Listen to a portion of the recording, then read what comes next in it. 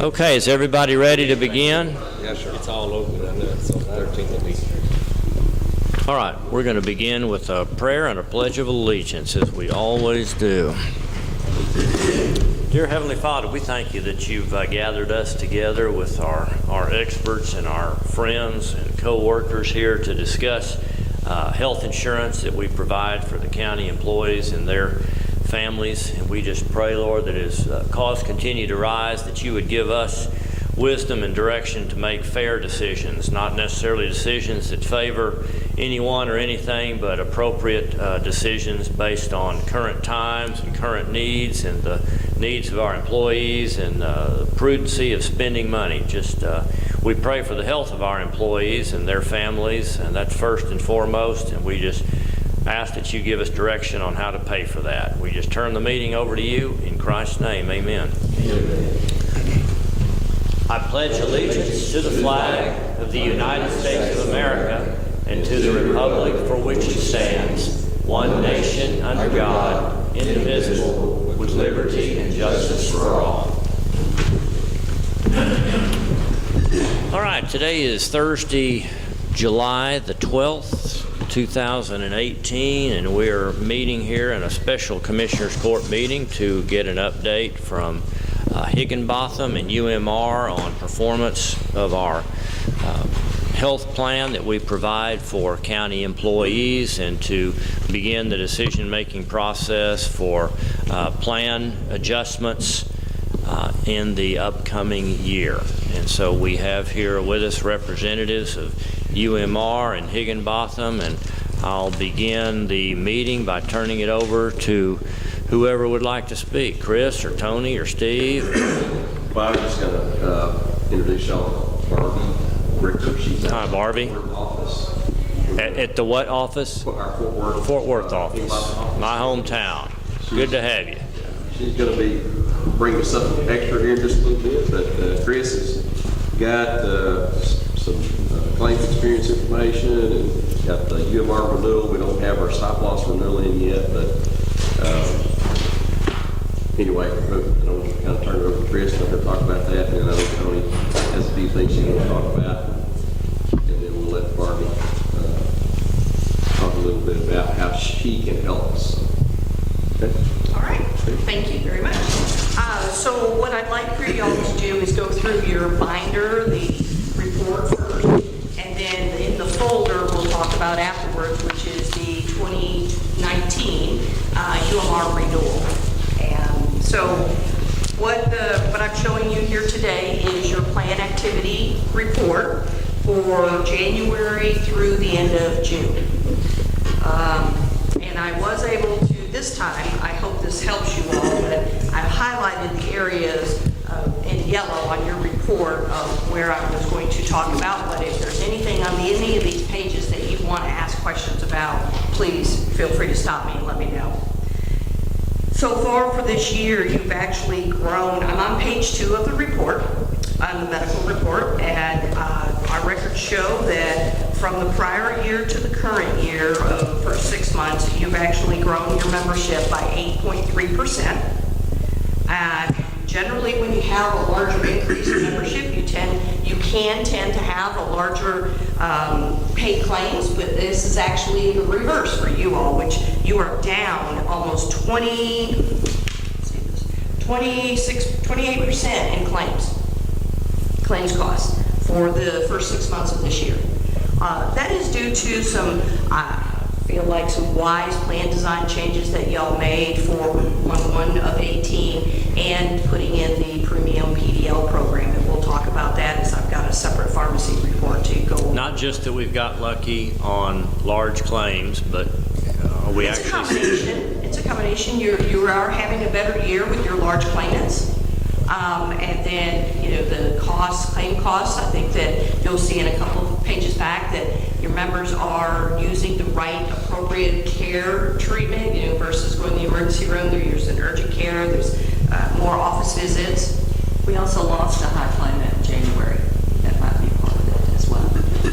That had ongoing costs, so not having those. We didn't lose them. They went off the plan. Correct. Yeah. Well, the plan didn't have them anymore. But it's mostly in the not high cost Right, claims is where right. Say that your again. claims really, the most impact, your biggest reduction is not in your high cost claimants. It's in everybody that fell underneath that 25,000 threshold. So, which tells me the things that Chris is The one that talking we about can is have more control over. right. And, you know, hopefully the preventative stuff is beginning to, you know, have some effect on it. You know, it's hard to identify it exactly, but, you know, it's over time that preventative will begin to improve. And so, There's no doubt anyway, in it my looks much mind. better on the non-high cost claimants than it does the high cost claimants. So. And where Steve's referring to is over, and I apologize, I did not highlight these boxes, but over on the right-hand side, under the cost breakout table, at the top on the right-hand side, you'll see that your high-cost claimants, which are $25,000 and above, you actually had a slight reduction in cost, per member per month cost, but your non-high cost claimants actually, cost reduced 59%. Looking down on the lower left-hand side under the key indicators, we have had an increase in your admissions. There are some admissions that you'll see in a couple more pages where they've had 2 or 3 people that have had some longer than normal lengths of stay in the hospital due to some severe conditions. But your emergency room visits dropped off 28%, and your cost of your emergencies actually went down almost 4%.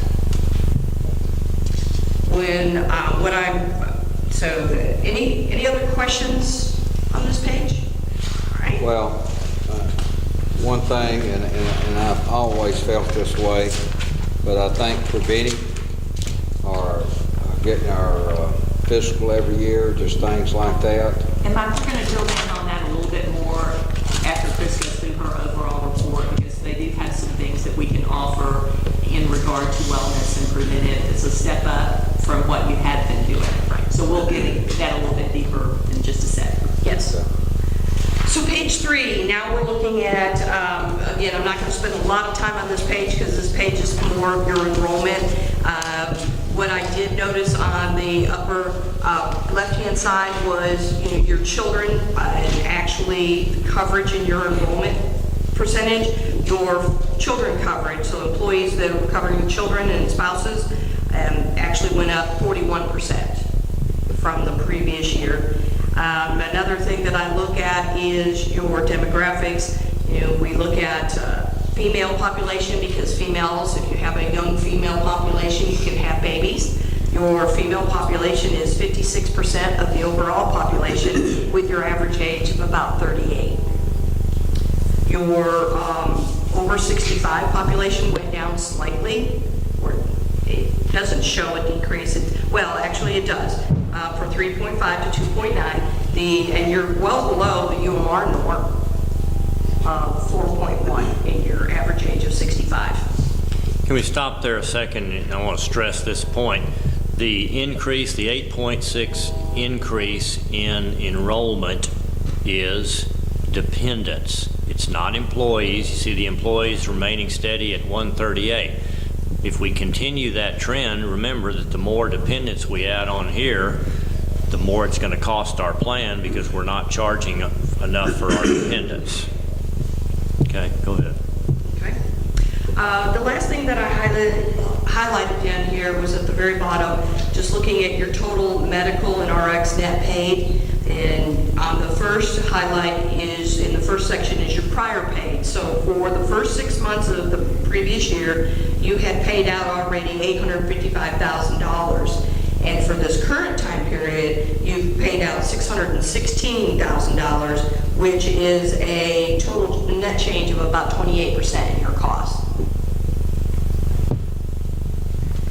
Has a lot of this come to light in the last 3 months? Because I don't remember y'all giving us any much good news at the last meetings to be looking for this kind of cost, this kind of expense reductions. Well, that first quarter, you know, I'd have to go back and look at those reports. I remember it being maybe it was improving, It was down. but it was down a little bit. Little I don't bit. remember. It wasn't this dramatic. Yeah. You know, So, I mean, this is all good, and I'm Yeah. not complaining. That's great. Well, and also, we did 2 report reviews last time we met a couple months ago, and the first report was a 2017 review. So that information wasn't as positive as you're experiencing for this 2018 year.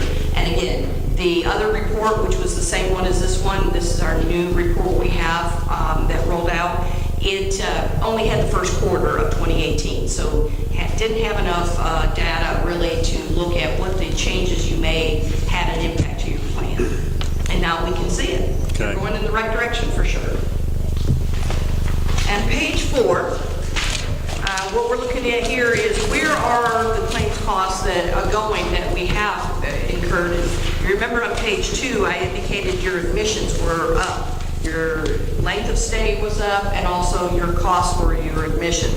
So you'll see in the top, under the payment by claim category, you are up 143% over the last time period last year in inpatient stays and costs.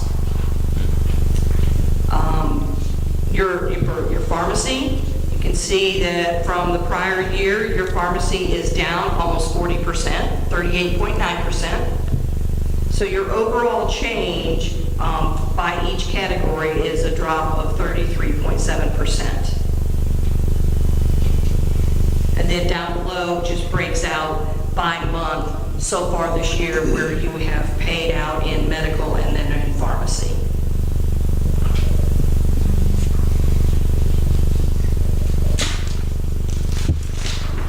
Page 5 is where you'll now see some more information about your admissions. So the top table, it shows your high-cost claimants, and there are three categories on the high-cost claimants.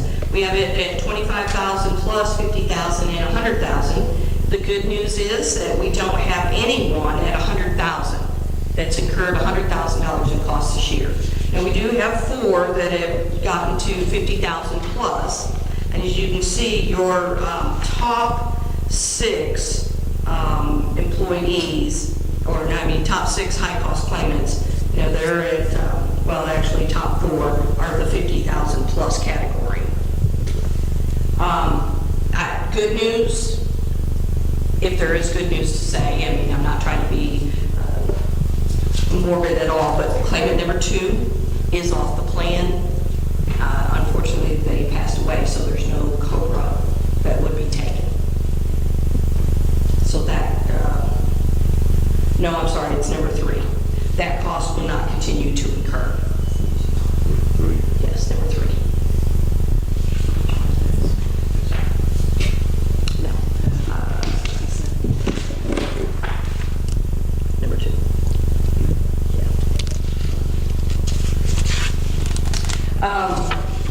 In looking at high-cost claimant number 4, no, it's number 6. Whenever you see the diagnosis there, signs and symptoms, that's because on the medical side we're getting just general type diagnoses. But if you'll look at the column that says current year-to-date paid pharmacy, there's almost $40,000 in paid pharmacy claims. This claimant is taking some high-cost drugs. They are not on the premium PDL. They're specialty, but they're not excluded. They're warranted, and the prescriptions are alleviating need for emergency room visits and additional care like that. That's 6 bills, right? Yeah, I think so. Yeah, 6 prescriptions, 39,000. Yes, so it is a costly expense, pharmacy charge. But not one of the crazy high-cost drugs. Right, yes.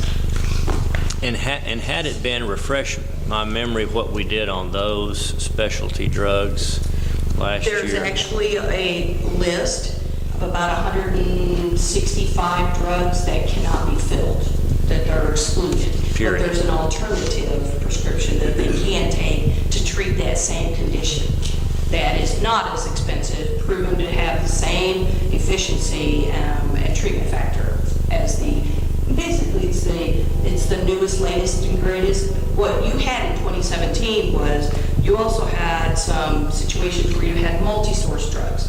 So there were quite a few drugs that were filled that were treating a inflammatory condition, but they also had a stomach protection type drug with it, so a Pepsid type thing. And that combination drug was running $2,200 a fill. And when a employee gets 2 prescriptions, one to help their stomach, one for the inflammatory, they were coming in at less than $100 each, or together, I'm sorry. So that was one of the prescriptions that was alleviated to be able to be filled.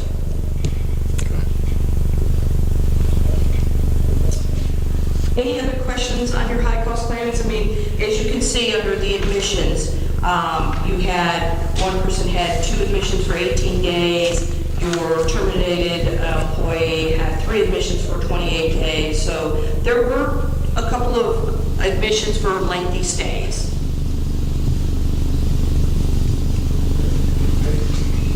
Page 5. Yes, I'm still on page 5. Let me show it. Yeah, glad that came up. That's what you These are the top 5 most costly claims. Here's where it shows you they were admitted 2 different times for a total of 18 days. That shows you the number of emergency room visits.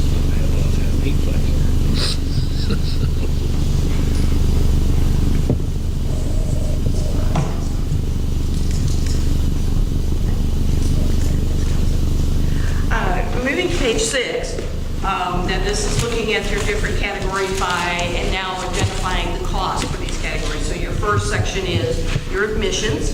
As you can see, current year-to-date, we had 9 admissions, which totaled up to 60 days.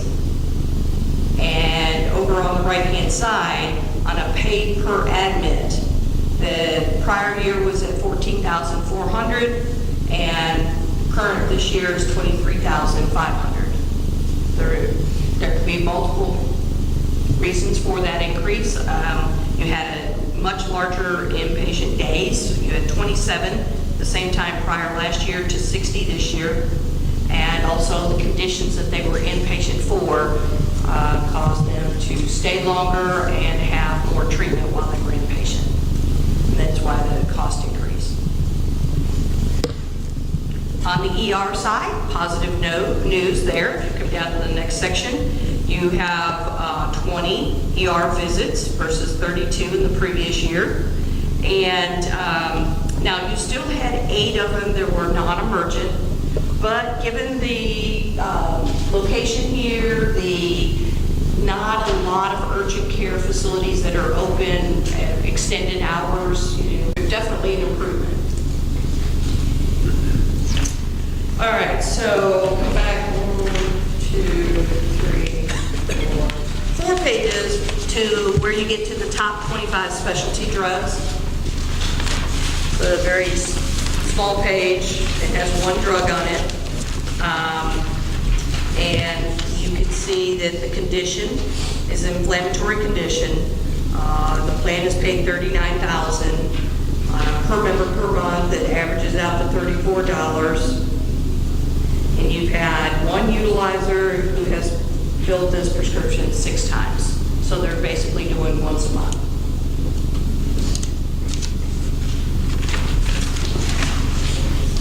And then the top 40 specialty drugs, or top 40 non-specialty drugs is on the next page. And this is just giving you an idea. I didn't highlight any of this information here. Basically, you could look at it at your leisure, but you're looking at your disease state, so you can see the types of conditions that people are getting their prescriptions for. None of this is really a surprise. And when I'm looking at my other customers' pharmacy, this is all in line with the conditions that we're seeing: diabetes, skin conditions. We've got the acid reflux. I'm sorry. Cut it off. Yeah. Your next page is your specialty drugs per se. This is actually telling you the drug name for that inflammatory condition.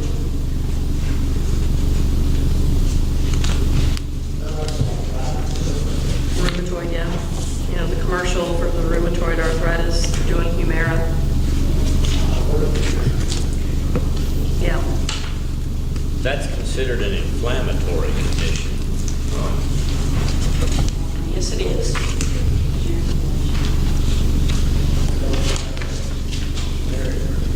No, not yet. It's still under patent.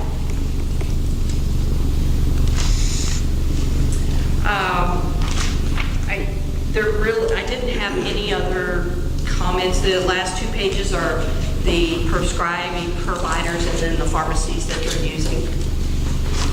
So any questions you have on the pharmacy?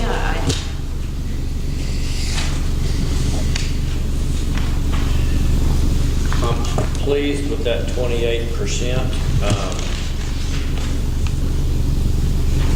What can we, where can we make adjustments and push that even farther?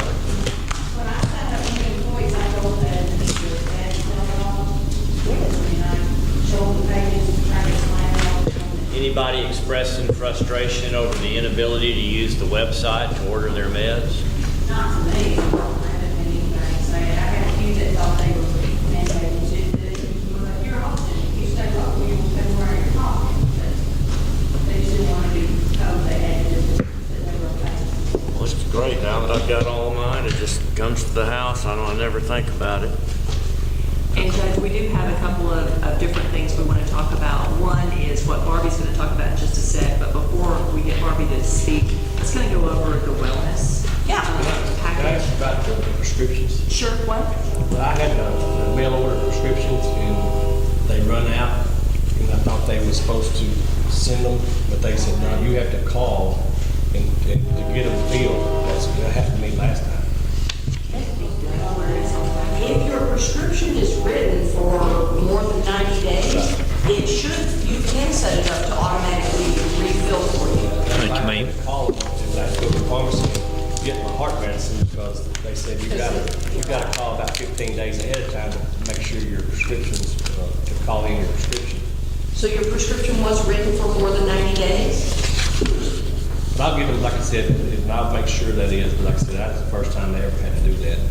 But it wasn't nothing, I just went up there and picked some up. But Because I know we they had got the opposite complaint. We had something where they kept on sending it when the prescription was changed. Right. And we were like having to help somebody get it stopped, but I've never heard of anybody Yeah, that couldn't get they it. called me, and when I called them, they said, well, you need to call ahead of time, make sure, they said, before you run out.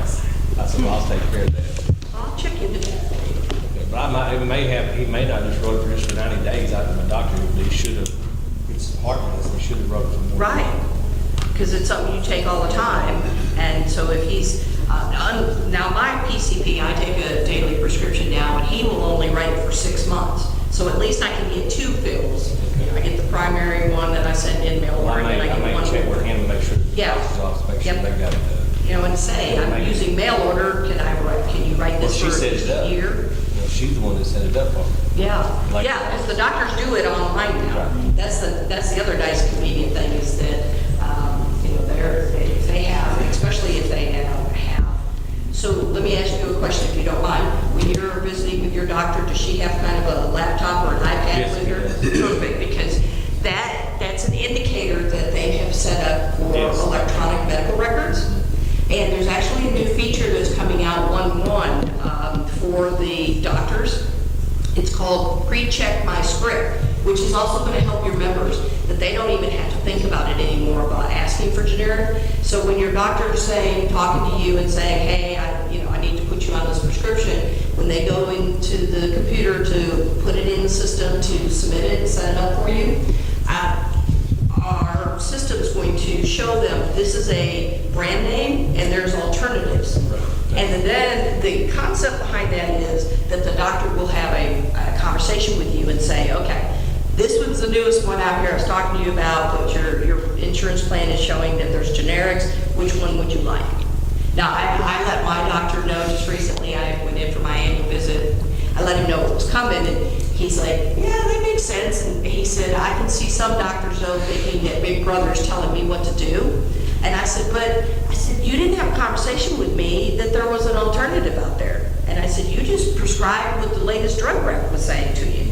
And I said, but I need to save money. I'm on a high deductible plan. And he goes, okay, I understand. And he goes, that makes sense. That's all that. So, it's a struggle to go back and forth with doctors and how we're trying to help costs for the member and for the plans. I mean, the self-funded plans, that's what you're looking for us to do. So, Tony, you want to? Yeah, what I was going to say before you actually do your report, because we're going to talk about this, is about 2 weeks ago, we had just an internal phone call between the Higginbotham people and Chris and a wellness person. I know that in the past, we've had an attempt to try to steer people to go get a routine physical, and in our last meeting, it kind of came to light that even included a vision exam, okay, was going to be allowed to have that wellness visit. Higginbotham has internal wellness coordinators, and Claire has a little medical condition. She wasn't able to drive over here today, but she was able to put together just a really generic 3-year plan. But Claire Forsham would actually work with UMR and coordinate what can be done, because UMR actually has some internal wellness folks as well that can become a little bit more engaged with the county. And one of those things that I thought would really be a great thing would be to either offer an on-site biometric screen, like in the fall, maybe make it be in coordination for when you have your mammogram bus here, if you wanted to actually have like a well day where you kind of coordinate all of that, possibly integrate having flu shots on that day, to kind of have a whole wellness day. The other alternative is for those folks that cannot come to that on-site wellness clinic, and the on-site biometric screen is going to screen for glucose, high cholesterol, BMI, blood pressure, correct?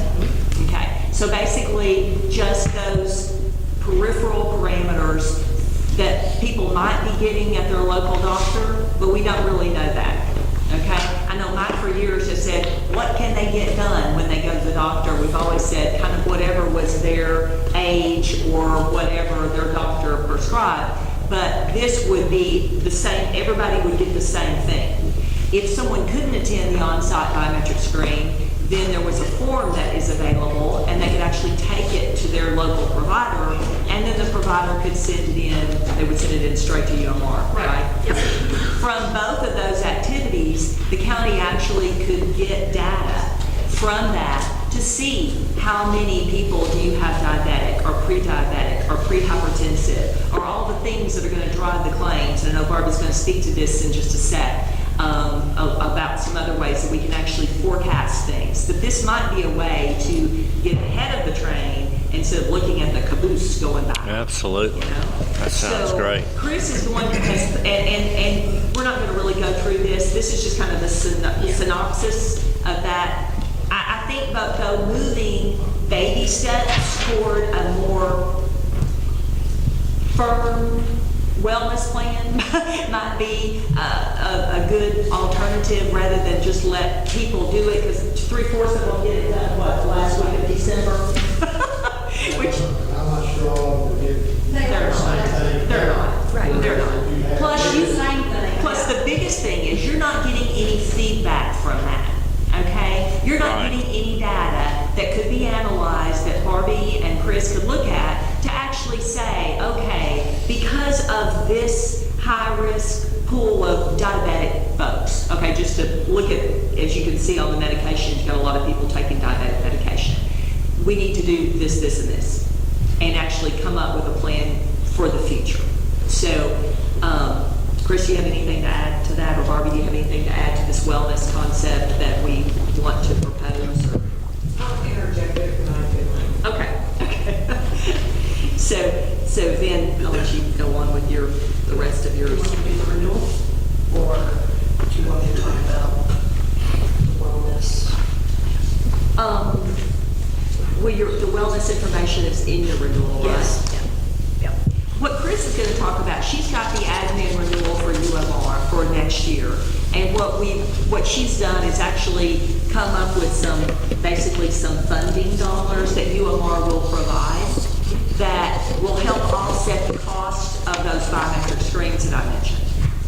Okay, so rather than it going through as we still go through as a claim, Right. but you will just offset some money towards actually having that claim And it actually process. isn't a claim, it's a fee, but we have some funds, like we offered for this year for the real appeal, we offered a $2,500 credit for the first $2,500 of real appeal claims. UMR offset your first $2,500 in claims for real appeal that you didn't have to pay, but you've had really good, you've had decent success on that. So there's people that are using the program. Judge, your assistant is doing very well on it. Carolyn, and she's been kind of an advocate for everybody talking about it. But I talked to my underwriter when I asked for your renewal this year and asked her to continue with that wellness credit. So instead of using that wellness credit, we got the same amount, $2,500. And instead of using it towards real appeal claims, we could put it towards some of these wellness programs to get people to do these biometric screenings and the health risk assessments. What's involved in these biometric screenings? In other words, where do you do this? How long does it take? Stuff like that. So go ahead and get into the folder that I gave you. And Well, if we're going to cover that later, I won't interrupt. it doesn't give you the exact time. It's about, so we do it for our office, and we can do it wherever. So our recommendation when we had our call was here. They can come, they'll come on site as long as there's at least 20 people. They'll come on site, they'll set up, and they'll have tables set up to where they have you come in, you sit down, you filled out a form in the beginning that gives your name, your age, your height, your weight. Actually, they take your height and weight, so they'll have scales, they'll have, how tall you are, they can measure that. Depending on if you do the finger stick or the blood draw option, they'll sit down with you, then after they've done your height and weight, they'll do your finger stick, the whole thing takes maybe 20 minutes at the most. Maybe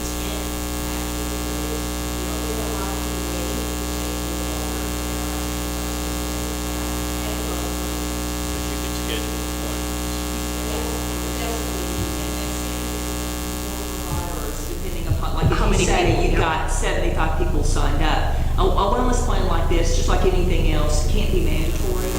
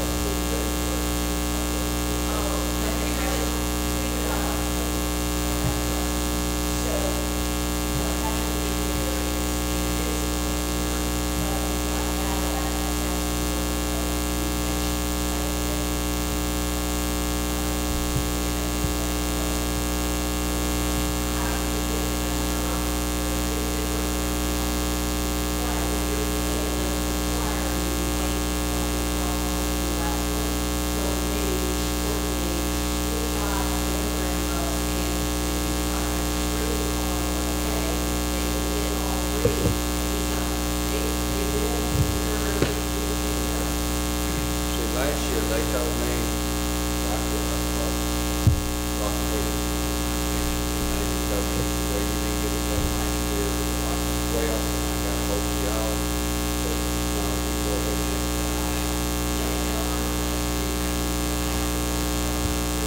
this one was not.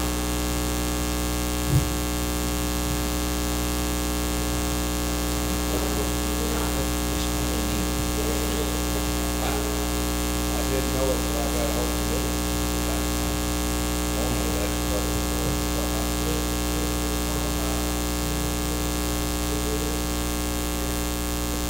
Well, actually, Claire actually has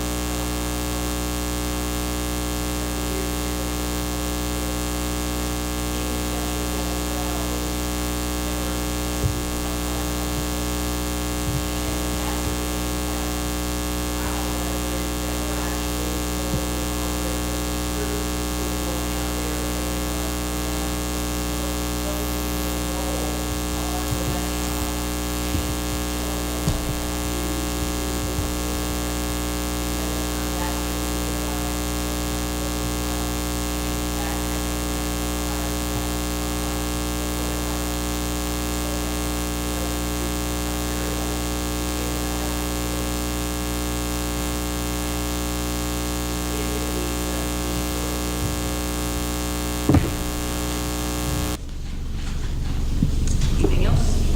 Nope, you covered it, thank you. Well, So if you'll look at your renewal, it looks like this in your folder.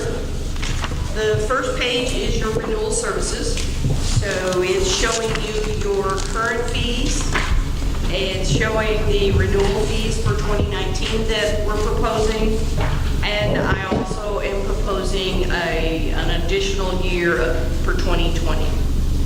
And there is a slight increase in your medical claims administration, I'm sorry. It's going from 3745 to 3801. But what is decreasing is the premium PDL, your pharmacy rebate credit that you get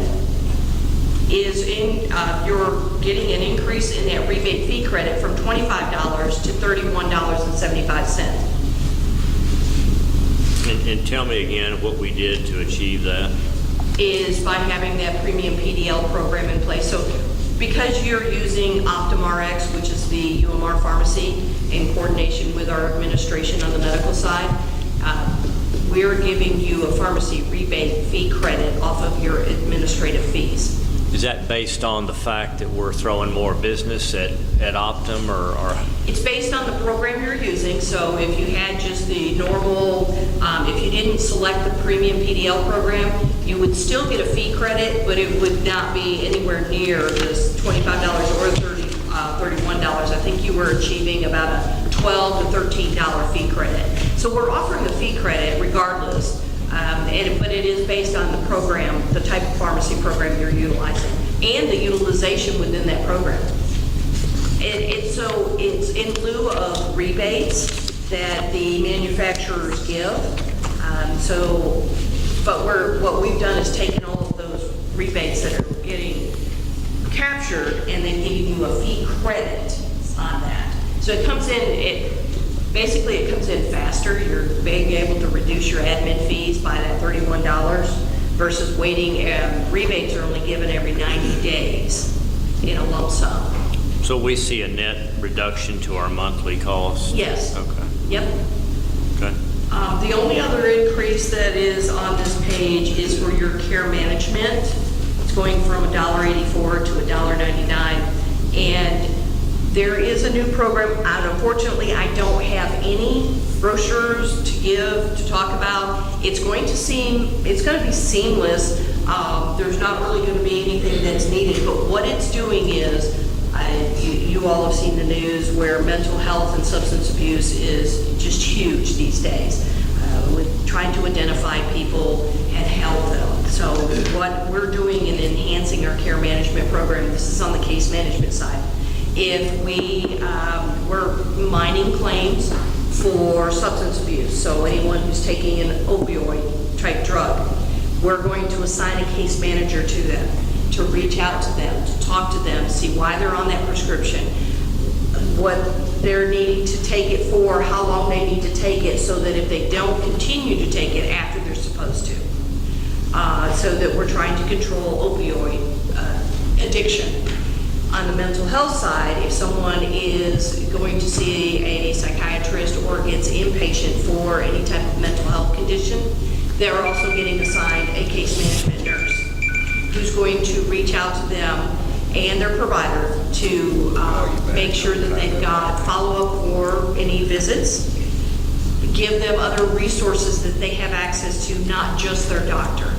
So these are added value. These are, we've hired as on staff is a mental health provider who is going to be working all of these programs and getting with our nurses and helping them to reach out to your members to keep them safe, keep them from being addicted, and help engage them in anything else they might need for the future. And as I get more information about this program, I'll make sure to, get it to you all.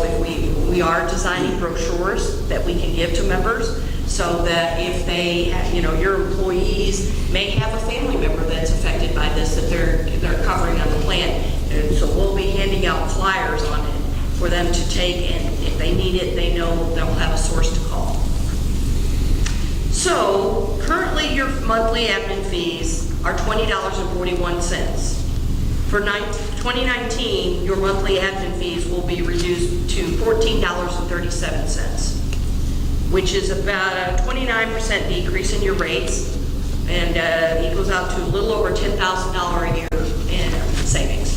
And in addition to that, we are, after we got everything straightened out with benefits in hand, we have everything pretty much ready to go with the online system that we are providing to y'all. And through that system, if you wanted to move to the Higginbotham Cobra, that would be, instead of $1.12, that would be $7. You're doing that? Because I have not heard anything back from y'all. No, we don't even have a computer yet. You don't have that yet. Because I was expecting to hear back from our last meeting that, well, we're working on it. Yeah. Apparently I was going to use it or something, because I thought I In fact, it's like ready to almost be. the takeaway is hard to see, the takeaway was that I was moving into that. Well, I knew that you're going to get information to her, but I thought I would get, like, when that it was a sure thing. I never heard. It's not really sure. It has to be, it's a lot of data that we load. But I didn't even know we were at that point. So I was sharing, so I guess we're not hearing anything, so we're past the deadline. We talked about, you're able to do it if you're autistic or something. I understand, email or something. We're going to get you a computer. Well,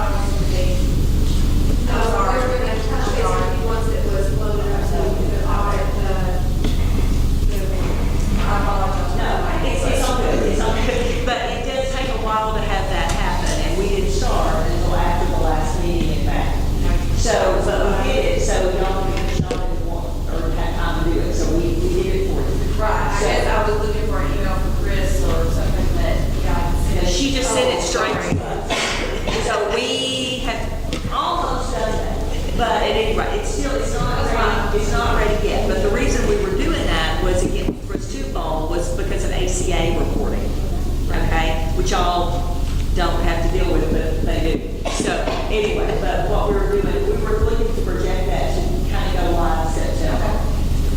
Okay, so, if you want to, when that does go live, that can also enter the code. Or it can stay with UMR, however you all want to do it. So it's just a little bit cheaper to go through HIG than it is to stay with UMR, and that would give you some additional cost savings of about 37 cents on that. That would do it, that is, we have to think about, that means all of that kind of work that we do would be isolated, and we're back, y'all do this, and you're That's watching right. that. So we would want, I would think. Yeah. You would be involved in this other stuff, we want to do that. Because when I go to Mark terminate, it asks if I want to send the code. So I just tell it no, we'll go to involve in trying to do. Well, UMR takes off over, right, It will measure that in there. But just to talk about how,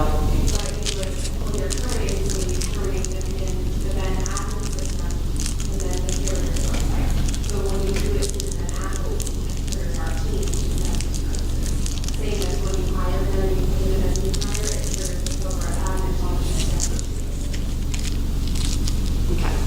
So anyway, you've had some additional savings there, was my point. Okay? Okay.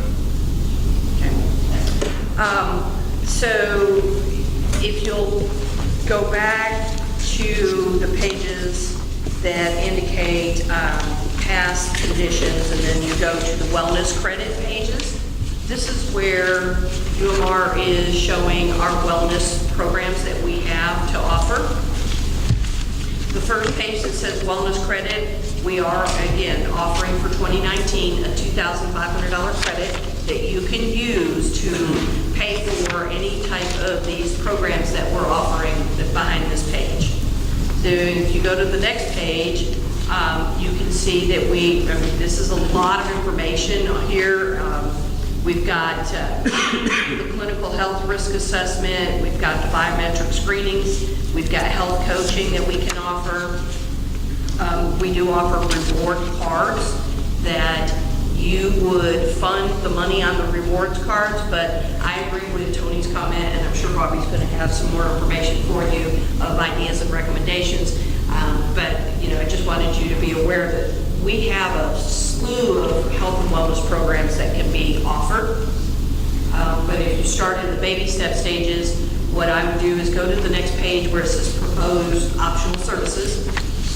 And down, the first one is the lifestyle coaching, but we were talking and looking at doing the clinical health risk assessment and then the biometric screenings, which are, on the next page. And actually, this clinical health risk assessment on that first page, it says $130 per review. That's not the one we're talking about. We're actually talking about the clinical health risk assessment, that the charge is $6.50 per assessment. So it's not just per employee, it's a per assessment fee. And then the biometric screenings.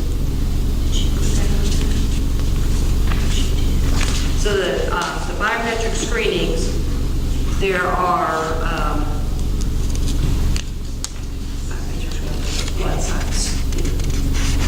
$69 on the on-site with the venipuncture, which is the finger stick. And that is looking at anywhere from more standard. This is, I apologize that I'm confused. This is new. I think it's 104. Put this for in comprehensive biometric screen. That would do everything. Right. Because this is just a Yes, for 20 plus people. So it's $104, and if you have 20 or more people that come to the biometric screening. So that $104 would be per person that showed up for the screenings. as a claims cost. Yes. Going through like a claim, like if they went to their doctor. Yep. But then you're going to give them a $2,500 credit towards that. Credit. biometric screening charge? Like we got 235 members. Members. No, not all of them. Right. It would only be for employees. Well, no, they could include spouses. But no kids. No kids. We do 18 and above. What I say is up in 108. Yeah. Leaving here 108 times 104. And then the other page is $6. Well, $6.50 is the CHRA to go online and complete that clinical health risk assessment. Yep. And then from there, $110. That's the 110. yep, Correct. right, right. So something that we,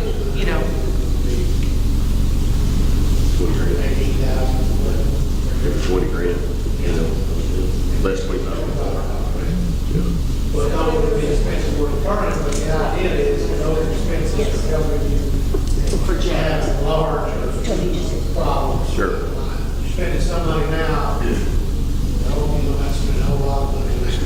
Save a lot of money later. Well, but if you do the biometric screening, that takes the place of your office visit for your annual checkup, right? well, you still, yes, it can, absolutely. Or you can, we offer a form, it's called a physician lab form, that you could take if you didn't want to come and do the screenings here on site, I'm saying, we could give you that form. And now there is a charge for that form. In lieu of the $104, the form's $8.80, and the reason for that is because the physician will complete that form by doing all of the categories on it, and then they submit it to us, and then we upload it, we process it, and upload it into the members' information on the member portal, and then that also provides the results from them getting the same thing done at their doctor's office. I think what his point is, they won't be going to get those annual exams, they can do the biometric screening, Right. whereas the year before they did the annual exam, so it's not gonna cost really an additional 20 grand, maybe something less. Yeah, you save the cost of the trip to your, Right. That's correct. to your Right. Are you GP. saying that this thing is better, that it take the place of the annual exam? It can, if you choose to, yes. It Yep, can still go. Well, I know that you could still do it. right. But we would still do that, but if I want to go get a well on them, I'll still go. Yes, because, you're not getting your paps here. We're not going to make you do this, we're going to do this, and go make sure you have your map. Right, right. But the quarter, you don't want to require low, or require incentive program, or you just going to require one or the other. I'd say one or the other I would be think reasonable. If you're going to do the on-site, I think that would be either have the form or the on-site screen and just let that be the requirement. Right. Not to have to track all of those doctor's visits. Yeah. So, Because this would be much easier to track. and would give you reportable information, whereas you're not getting really anything back. And anybody that wants to go get their routine well physical is still going to be able to do it. Like Chrissy said, I mean, this doesn't include any well visits, well woman stuff, Right. which hopefully we've got people going to get that done in addition to all this, so. Okay. You have the option of either one, what you're No, saying. you would have the option to take your form to Dr. Williams or to be here on whatever day that is that on-site biometric screen is. That's That right. would be your option. Yeah, that's what I'm talking about. Yeah. You don't have to do both of them, you can do one. Oh, right, yeah, you wouldn't do that. What kind of incentive could we give for, or is there a reason to give an incentive to come to the biometric screening? Well, I know when we did Real Appeal, I actually had a couple of Walmart cards that I got, or I had Walmart and Home Depot, and they went into a drawing for everybody that came. That is an option. What did Barbecue and peach cobbler probably work better. free cigarettes? Probably not very healthy. After you take your biometric That's screening. right, after. Would you, it costs them, what, $30 to go to the doctor to get their annual wellness? Would you waive a cost related to the biometric screening? There would be no cost to the employee. Yeah. So Because they're saving that office visit County's cost. time off of work, to go get that visit, that doctor visit. You know, they come here and spend 20 minutes. The group that is doing the online, the on-site biometric screens in October is actually for everybody that participates, that gets their online risk assessment and comes to the biometric screen. They're giving them an extra PTO day next year, right? Anything you do, so that's what the caveat is. Any incentive to provide for doing the biometric screening Not at home. in, say, October, can't be applied until 2020. What I'm trying to say is, if they do this instead of going to the doctor physical, they'll save $30. Right. But is this the spouse and the employee do it, can go this on? The county can decide if they want to include spouses. It's y'all's decision if you Yeah. include the spouses. Yeah, if you But do you that, can't have it's still kids. saving. Yeah, right, you'd be saving $60. Yeah. They can go with the doctor. And you allow them to do it during the workday instead of having to take time off to go do it or schedule it otherwise. Yeah, and if you don't do the fasting stick, if it's just a non-fasting, then you can have those things all day long. Right. Your results are probably not as good. I would recommend the fasting one, Okay. but that's just me, because the results are better. How much manpower would they bring? I mean, if you got lucky and had half your, you had 100 employees say, yeah, I'll be there for that, do you Then do they it? have a scheduler that will determine how many people they need on site. They're called phlebotomists, yes. That they'll have enough based on the head count that we have given them as to how many people would be here. So it is highly recommended that we have them sign up so we know. That way we have enough people here so that there's not a line and a long wait. So because if you do that, they won't stay. You want them in and out. Yeah, well, how much room, where would be a conducive place to have it? I mean, off-site at the Civic Center or in our off? We got the whole label, access. You What don't they have, do is they do- what about up there at the Ag Center or Extension Office? Yeah, extension office. They bring privacy screens, so you're not just out in the open, and everybody's got their own little place to be, so that they've got privacy. Ag Center, you got that big room in there, they could easily set up their That'd be good. partitions. Okay. I think it's something we ought to promote quickly. Right. Now, the 2,500, how much do they, because this is in this contract year, so I know we had 2,500 for real appeal. How much have they spent towards real appeal this year? I'll have to look. I don't know yet. Because this is for next year. Yes. What you're looking at in here would be like for next year. That's 2,500, that's what we're spending. Exactly. It's just a little incentive to do it. Yeah. Okay, well, you're gonna have a little bit left over off of real appeal for this year, but then next year, and again, most people do it year after year after year, and you build on that wellness program, and possibly have, within 2 to 3 years, you have an incentive on premium, where you're saying, if you have participated, last year in this, then next year, you've got a differential on what you pay on rate. And that's really where you drive people to participate. Because like with us, it's what, 75, 40, what's the difference if we participate or not? But at any rate, there's a difference in what I pay on my insurance. 75. Well, we have it split out for tobacco as well. Oh, okay. And that's something that they can do as well. They can add a tobacco cessation program, which is in this information. Yep. That could be maybe the next, or that could be a first step, and then you go back to the premium differential the next year. So you kind of build on this and actually make it a good, stable, legal wellness program. Ready for Barbie? Okay, so right now, Christy, you have anything else? I just had, as the last thing was a couple of recommendations of plan designs. They're more around your out-of-network benefits and including them as prior authorization so that we can help steer members back in-network, let them know that there's in-network benefits versus, going to the out-of-network. Mainly when you do prior authorization physicians will call, and so we would tell them. So I think it would be probably easier for me to send an email out and make my recommendations and give you some pointers as to why versus kind of just high level talking about them, if you're okay with that. Is that okay? Yeah. Okay. And again, it's just mainly a few things, and it's all out-of-network type benefits. The more we can keep people in network, the better your plan design runs. Absolutely. That's it for me. I'm assuming all this contract,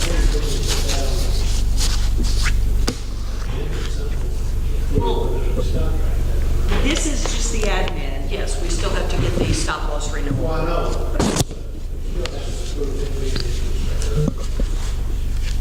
Would you want to do that all at once? Or would you want to, Whatever works best for you, it doesn't matter to me. We got all the way up to the table first, I think. yes? Oh, yeah. Yes. Oh, yeah. But Chris, we were saying that, you know, we were going to stop loss. If we need to, I mean, we will, if you tell us to, no matter what the rate is. I can definitely do that.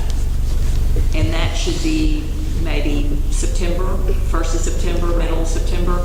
We did enrollment in. I have some suggestions. There's part of Did you hand these out there, Brian? Yeah, let's talk about that time frame and back into it. We can do that now, or we can do it at the end here. just don't read anything but the highlight part. You were fine. That was just my notes. This is just sharing from What she do with what she did with. This is her yelling at you. Right? So you're this big yellow part. So last year, when did we do open enrollment? Yeah, I know. July the 19th, 20th, In October. no, 30th and 31st. Yes. We needed like. Of October. Okay, so last year we had open enrollment the last couple of days, I don't remember, the last couple of days in October. So it looks like Sharon's suggesting that that be done by the middle of October. But I know y'all need time to get books printed and everything. Yeah, and that, okay, so this is gonna be more on you than on us as far as when do you think you'll have everything gathered? I mean, if we could go, maybe project maybe the first 2 weeks of September to know, to come back with everything, that's plenty of time to have that done by the middle of October. Yeah, because I suggested October 11th, 12, no later than the week after that. Now, we have to be done with that, and we have to have stuff ready for Colonial to give them from everybody's elections. And they collided this last year. Colonial agreed to come in December for all that enrollment, so that will help too. I think something that will help us is you might be noted here that you got people still trying to make decisions. I believe that's November 16th, you should make a hard deadline for employees to. At open enrollment, we need to really say, hey, this is the final thing. We can't let you go in 2 months trying to decide what you want to do. Should they email us?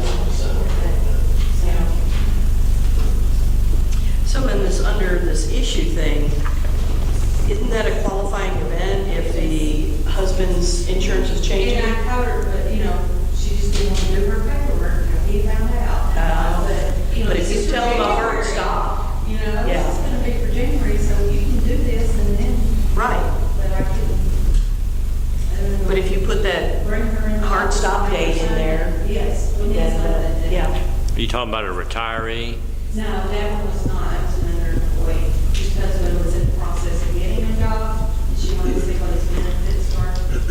Well, you can go ahead and sign up. And the other thing too is, if we do have benefits in hand, which is an online benefit enrollment system in place by September, that email link, do you have emails for most people, any people? People might have it on, we have to go back and pull this. We'll make that priorities and try to figure out. Because the whole purpose of an online ben admin system is so you can send somebody an email and they can do their enrollment at midnight, sitting in their pajamas, talking with their dog. Yeah, but they're not going to do that. They're going to sit down. Now, what we were talking about doing is sitting to this other computer and setting up, and then as they sit right there, the new employees. Well, that what we can just generally do do, online right there. we have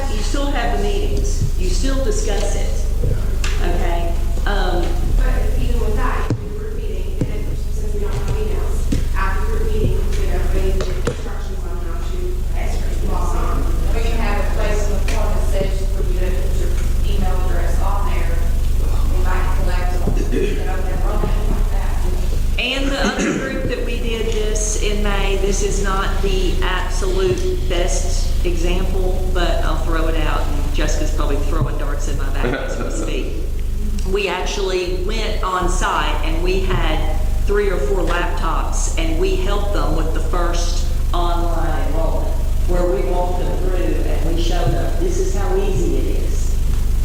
You don't want to do that? I can tell you what's right here. You'd be surprised how computer literate they are. I just know that we have a limited staff, and each Well, that's- I person, mean, we you know, do. so if something messed up, and if they can't come back for us to sit there and try to catch up, so we can't mess The way that almost like to work is, long over the cafeteria plan, administrators, they're gonna have to sit down and do it. I always can't do that. No, your office didn't do a thing. I mean, They make sure, well, they.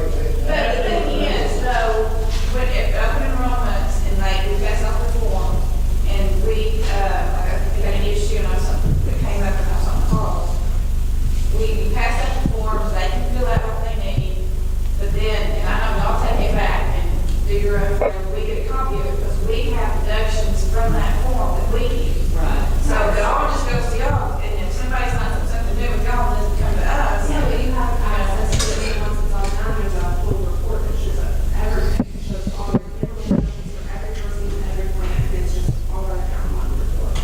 And the system is something that we all have access to.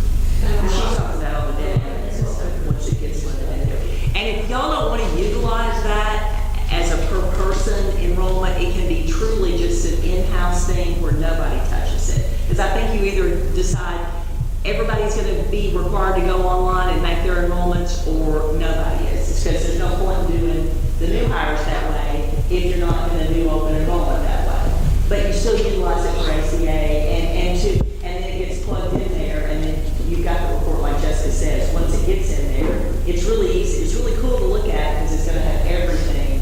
I mean, if we want to do a trial run and experiment with this, and it's wrong, then, you know, I just think the easiest way to do it is let them sign them all up, whatever it is, as long as we're out, whatever, give us the report, as long as we get the report for January 30. we need to work this. No, I have to have the judges in for first priorities. I enrolled 101 people on this, me and 2 other people in a day and a half. Right. I have a 3,000 employee group on this system, and it makes it so easy. And you can pull a report out of benefits in hand, and a lot of payroll providers can just upload the report, so there's no annual.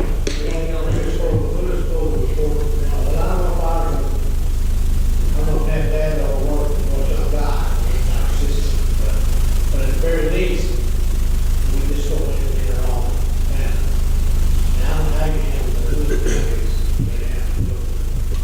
Well, the way the system is designed to work is once you're up and running and you hire somebody, you plug in just their name, their social, their data hire, very minimal information, and you send them a link. And that person gets an email and goes, hey, your open enrollment is now available, or your initial enrollment is now available, and they do it. But I think that needs to be y'all's decision. And what have you had experience with what they know? Well, you know if they don't, because it sends you a thing, so-and-so has not done their open enrollment, So we need a so-and-so. computer for anybody that doesn't have access. And as it gets closer, it starts reminding them as well, you have 5 months left. 4 days left to complete it. I mean, if you're sitting with the video, on the same thing, but it helps alleviate that, because there are people that don't. And they need to make their decisions in the next hour. And there's a decision-making tool that's built into benefits in hand, so if they can't decide, it asks the questions.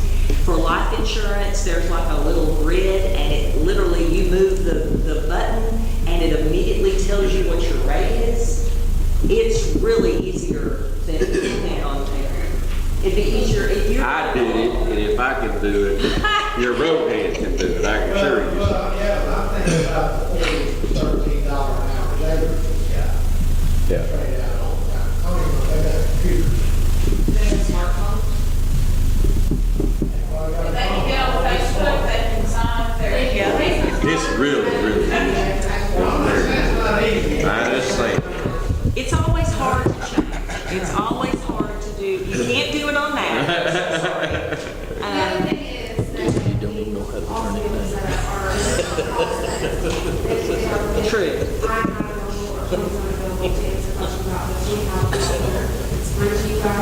and it's only the young person who goes to them. That's You don't have to have their phone with them. But I don't mind. They go to run the phone. Our staff in the Employee Response Center, they're all licensed agents, but they're not commissioned, so they're not trying to sell anybody anything. And they can enroll all of the benefits that we have, that we have. Employees call. We're in a position to make 80 days for the first year. Yeah, sure. And then we know with reports, as far as what elections they have, and that was fit out of her in time for them, and report those up with her. As soon as they're done, it sends her a report saying so-and-so's done. Yeah. And the other thing too, that is a great utilization of this is the, what Aflac and Colonial call the hidden paycheck report, but it's just a compensation summary where it's literally showing their income. You can make that as in-depth as you want to. We can go to Fort Worth to make it more in-depth, but that online system could spit out something that for every individual person shows their income, shows their days off, basically all of the benefits of working here for the county, what you're paying for their insurance, and literally it's a customized report for every person. And we can do that at any time of the year. So like at the beginning of the year, or if there's one time a year that you do assessments, employee assessments, is there, or is everybody just different types? But We usually get raises, we get raises once a year, but we now put in a step. well, you can do that as many times. It could be changing. Yeah. You can do that as much as or often as you need to, right? And you can pull whoever you need to. So that's another great benefit of that. Down there that changed this week. What's the likelihood of having the online enrollment available when? September 1 is our target date to have it up and running as far as it being through and tested and working. Now, whether or not y'all start using it September is up to you. No, if I'm gonna say we're gonna do it. We're gonna do it. We're gonna do it. We're going to do And it. we're going to, And Carolyn will be made available to relieve some of that load. She's I mean, good the at only that. initial stress will be, we'll just be open on every year as far as everybody going in at one time. Right. And there again, we can come here with 2 or 3 people with laptops and help them get it That's right. what Colonial does. They bring 2 or 3 and have their laptops, Yeah. and they're sitting there with that individual. And it's actually much easier than what Colonial does. I mean, if they're loaded in that system, they can get through it in, 10 minutes? If that. And they'll be It takes they'll be longer to do the preloaded. paperwork. They'll be preloaded in there. All Yes. their information is being loaded up. Other dependents, if they have dependents on there, that's being loaded up. Their current benefits, whatever they've elected for the dental, for vision, for whatever, for life insurance, Okay. everything. So how will, if we commit to doing this, how will this change our open enrollment schedule? Well, The idea is that it would simplify it. We would have the group meetings and share with them how to use the website, and then if instead of bringing our computers, people aren't comfortable or don't have the ability to overload their own, we can help those people at that time, and then other people can go do it on their own or call the interpreter number and do somebody with the phone. It's going to help because it makes it paperless. We don't have to worry about, we have a situation, that Somebody they changes sign their it, mind. and they Yep. change their mind, and then we have to sign over here. and I had a form, and you had a form, and They we need had to the right update it. form. Yep. Every time they do something on there and save it, it e-signs and time and date stamps it, so you can see a timeline at any given time on any employee. But it doesn't let the employee go in and change something without allowing you to approve it. We can't have them just make it fun. It doesn't do that. And it doesn't teach the carrier, so when, say, outside of open enrollment, if somebody goes on there and is trying to tell you like, hey, I have a baby in the out, they can go on there and do that, and then you'll get an email saying, hey, oh, it's trying to have a baby. Yeah, and then you decide whether or not to approve that. You make your corrections with the payroll and the carriers and not. Anything that they put in there is going to notify you. Okay, so Barbie, you want to? Barbie,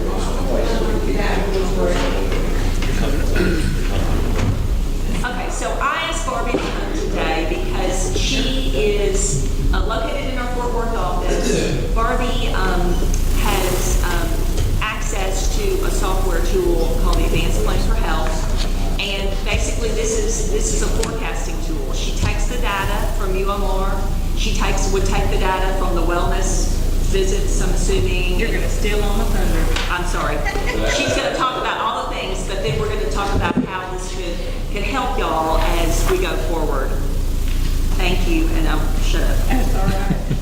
I'm still learning from you not doing your screening in January, because I've always done mine in January, and I'm gonna start moving mine to May. Yeah. So I don't have to worry about what I ate over Christmas. Okay, the system that I utilize for my data analytics is from a company called Advanced Plan for Health, and it's called Poindexter. And it is a very comprehensive data analytic tool. If you look on page 2, when I started in the business 21 years ago, almost everybody was fully insured, and every year you would go out and show them your rate, and you'd fight to get the rate a little bit lower, but you had very few players in the game, and there wasn't a whole lot of things that you analyzed. And as we've progressed in society, and as our medical care has gotten more expensive and more comprehensive, we have to do more than just negotiate renewals. We have to look at the disease states within your population. We have to look at your population. We have to see if there's a program out there that can help mitigate risk going forward. So this tool allows us to do that. We look at each individual within your population that's on a medical plan. We look at their age, their gender, their medical conditions, their patterns of care, and the system gives us predictive costs for the next 12 months for those individuals. And that's a game changer for us as consultants, because we can look and say, okay, this is projected, our predicted costs are going to go up 9%. What's driving that? So let's go through this, and we'll look at a few different slides. I didn't bring sample reports for everybody to look at because I wouldn't have been able to carry them all, but I did make a couple of binders, and y'all are welcome to look through those after we finish our discussion. The goal of this system is to identify the risk and help us make actionable decisions so that we can minimize the risk going forward.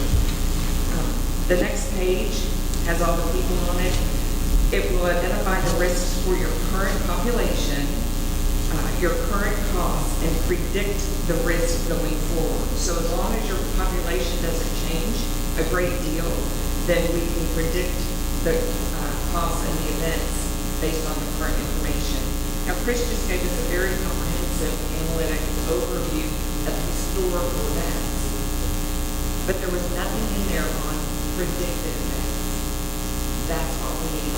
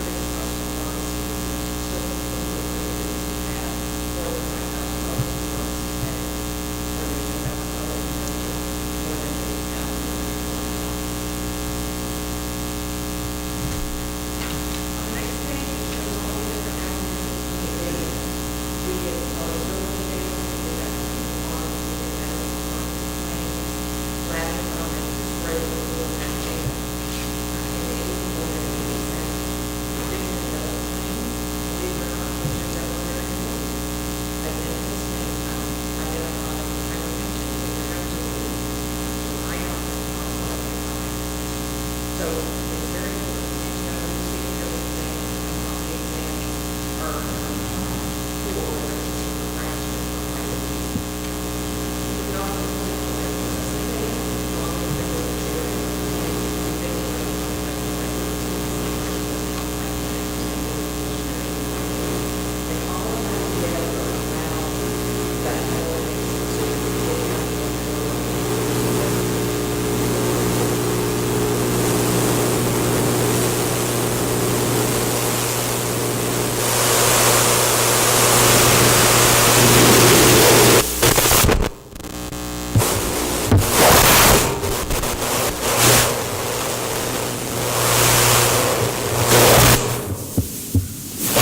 Why don't you turn that one off? We'll solve that problem. Well, we kind of need it for the recording, is the only thing. See if Carl can make it. Turn that.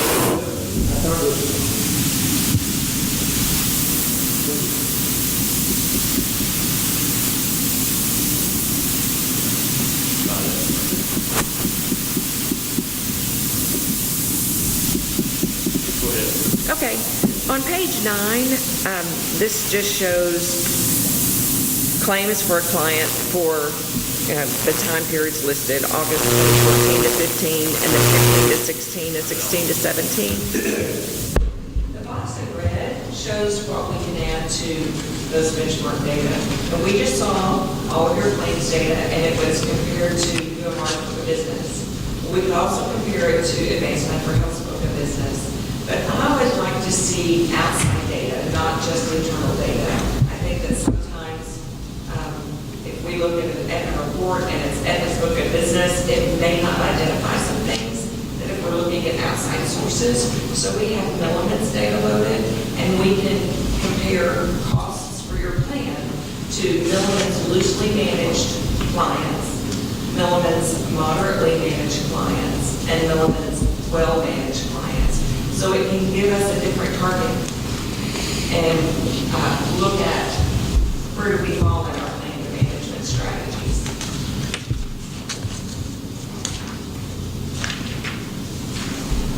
And the next page just has some sample reports or a listing of reports that we can get.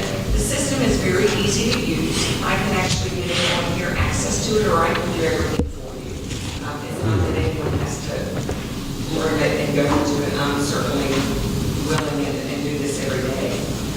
If we were to release access to you as a company, we would not release private information, so we would not release names. And a lot of information would have to be masked, but I would have the full information behind the scenes just for compiling all of the analysis. But the financial reports, here's a list of the reports that we can pull, and these are already preset reports, but I can pull any kind of customer report that you need. And then clinical reports, that's where we do the predictive risk report. We can get gaps in care reports. We can get pharmacy alerts, lab summaries, metabolic syndrome summaries, lots of information that we can pull as long as we get the data from the sources that I mentioned. And then the last report is called an opportunity assessment report, and I run that for a group your size probably twice a year. And what that does, it pulls all of your information into one easy to read report, and it summarizes the low-hanging fruit so that I can make some best recommendations. And I have a whole binder here full of these reports that I'd love for y'all to look at as soon as we're done here. But again, my favorite report is the one that has an arrow pointed to it that says lab report, because that's what gives us our incurred but not reported costs. So we know what we need to have in reserves. And then another report that I have highlighted is called a monthly dashboard report. And if you look at the next page, I didn't put a sample in here because it's just a one-page report. But we would pull this report every month for you. The thing I like about this is it does have all the metrics listed. So in the first box at the top is utilization metrics. So your number of employees, number of members, medical cost per employee per month, inpatient stays and inpatient hospital days. All of those utilization metrics are for the current month, the prior month, the current month, the current year, and then a prior year, and then it gives you year-over-year trend. What I really like about it is you really don't have to look at this very hard if you see all ratings, because you know you're doing well in all of those categories. But if you were starting to creep up on the utilization, it would go in yellow. And if that utilization metric was a big difference, it would show red. So it's very simple to read. Red, we have a problem we need to address. Yellow, we need to look at it, start thinking about options. And green, we're doing fine. We have the same kind of metrics for pharmacy. Down below is the care gap compliance report, and it just shows how many people with chronic illnesses, how many of them are compliant in their care. So the first example is hypertension. Members between the age of 18 and 17 that have had their annual visit. On this report, you can see in August 2015, their preventive care went down, so that's not good. It would give us an opportunity to put posters up, send flyers out, even send them to the home if we needed to address that, because what we really want is all of our hypertensives to get their preventive care and to make sure that they're getting that taken care of. On the upper right-hand quadrant, you look at chronic conditions. It would list how many diabetics, hypertensives, asthma, depression, and chronic renal failures that we have. We can see the change year over year, and we can see the percent of plan members that constitute that category. That helps us really determine which chronic diseases we need to really focus on first. In this example, they had 225 hypertensives. We better hit that one pretty hard and pretty quick.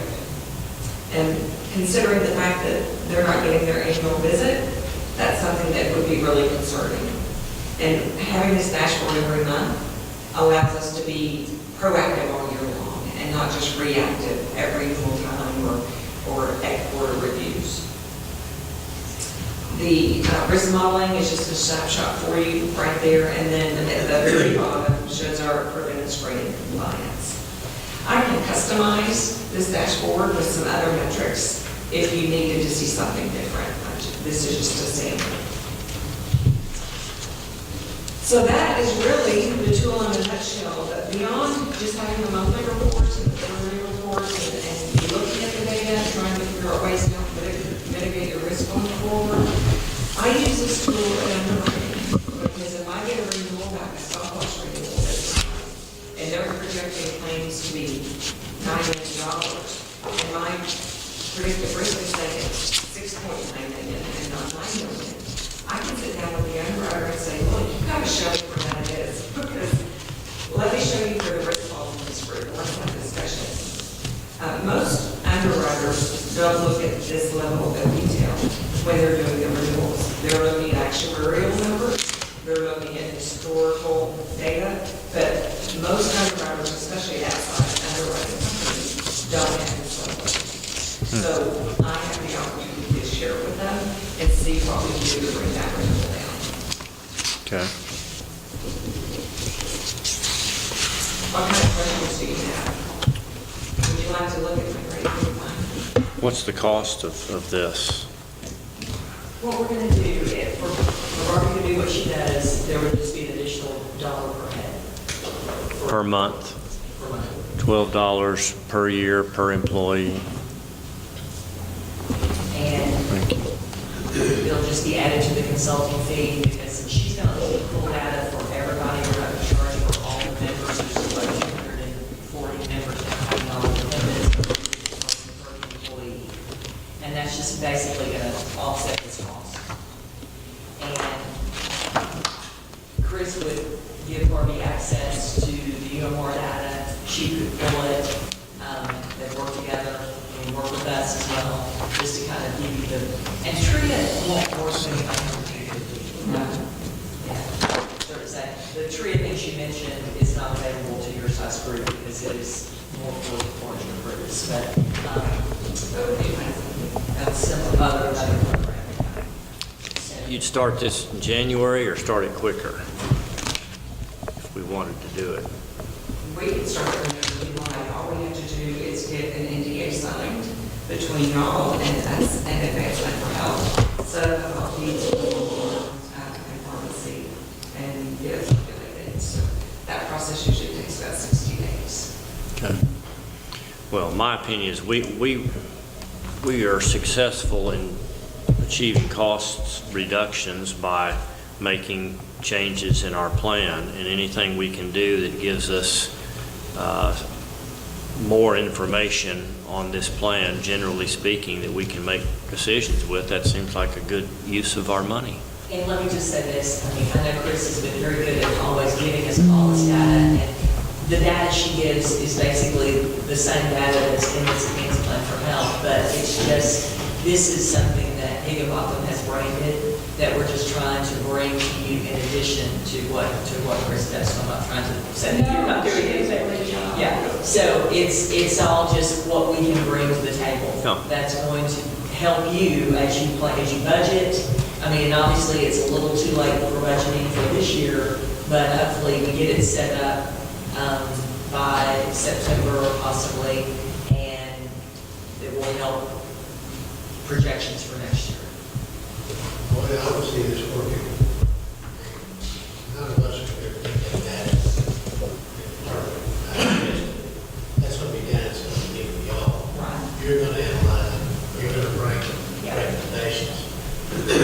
And I know y'all won't probably look at it every month, but if something pops up that is a new developing thing, it's something that you can see it before it gets to be a big deal. Well, the other thing that I do is I also take this data and I make a custom report.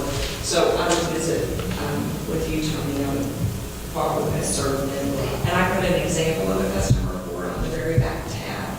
And I'll do a monthly aggregate report so that my eyes are looking at it every single month. And if anything pops up, I'll be able to say, we have an issue. And the other thing too is once we get the data in there and she's able to look at it, there's nothing saying we can't make a mid-year plan change. Do something, you know. I'm just saying, it's not going to be good if you send them reports to me. Yeah, Because I'm not going to allow but it'll certainly give us more ammunition. But it will certainly let y'all, Right. that, Deal with stop loss carriers and those kind of things, it's well worth if it. you wanted to, but I don't know what you do. And what is are you just calling it advanced plan? What are you calling this? Advanced plan for health. Advanced plan for health. What is it? I don't understand, I'm missing the point somewhere. We get this information, about most of it from UMR every quarter. And you say $12, you're going to pay $12 more for every. Now, what it's doing is she's gathering the same data and basically suggesting what's going to happen in the future.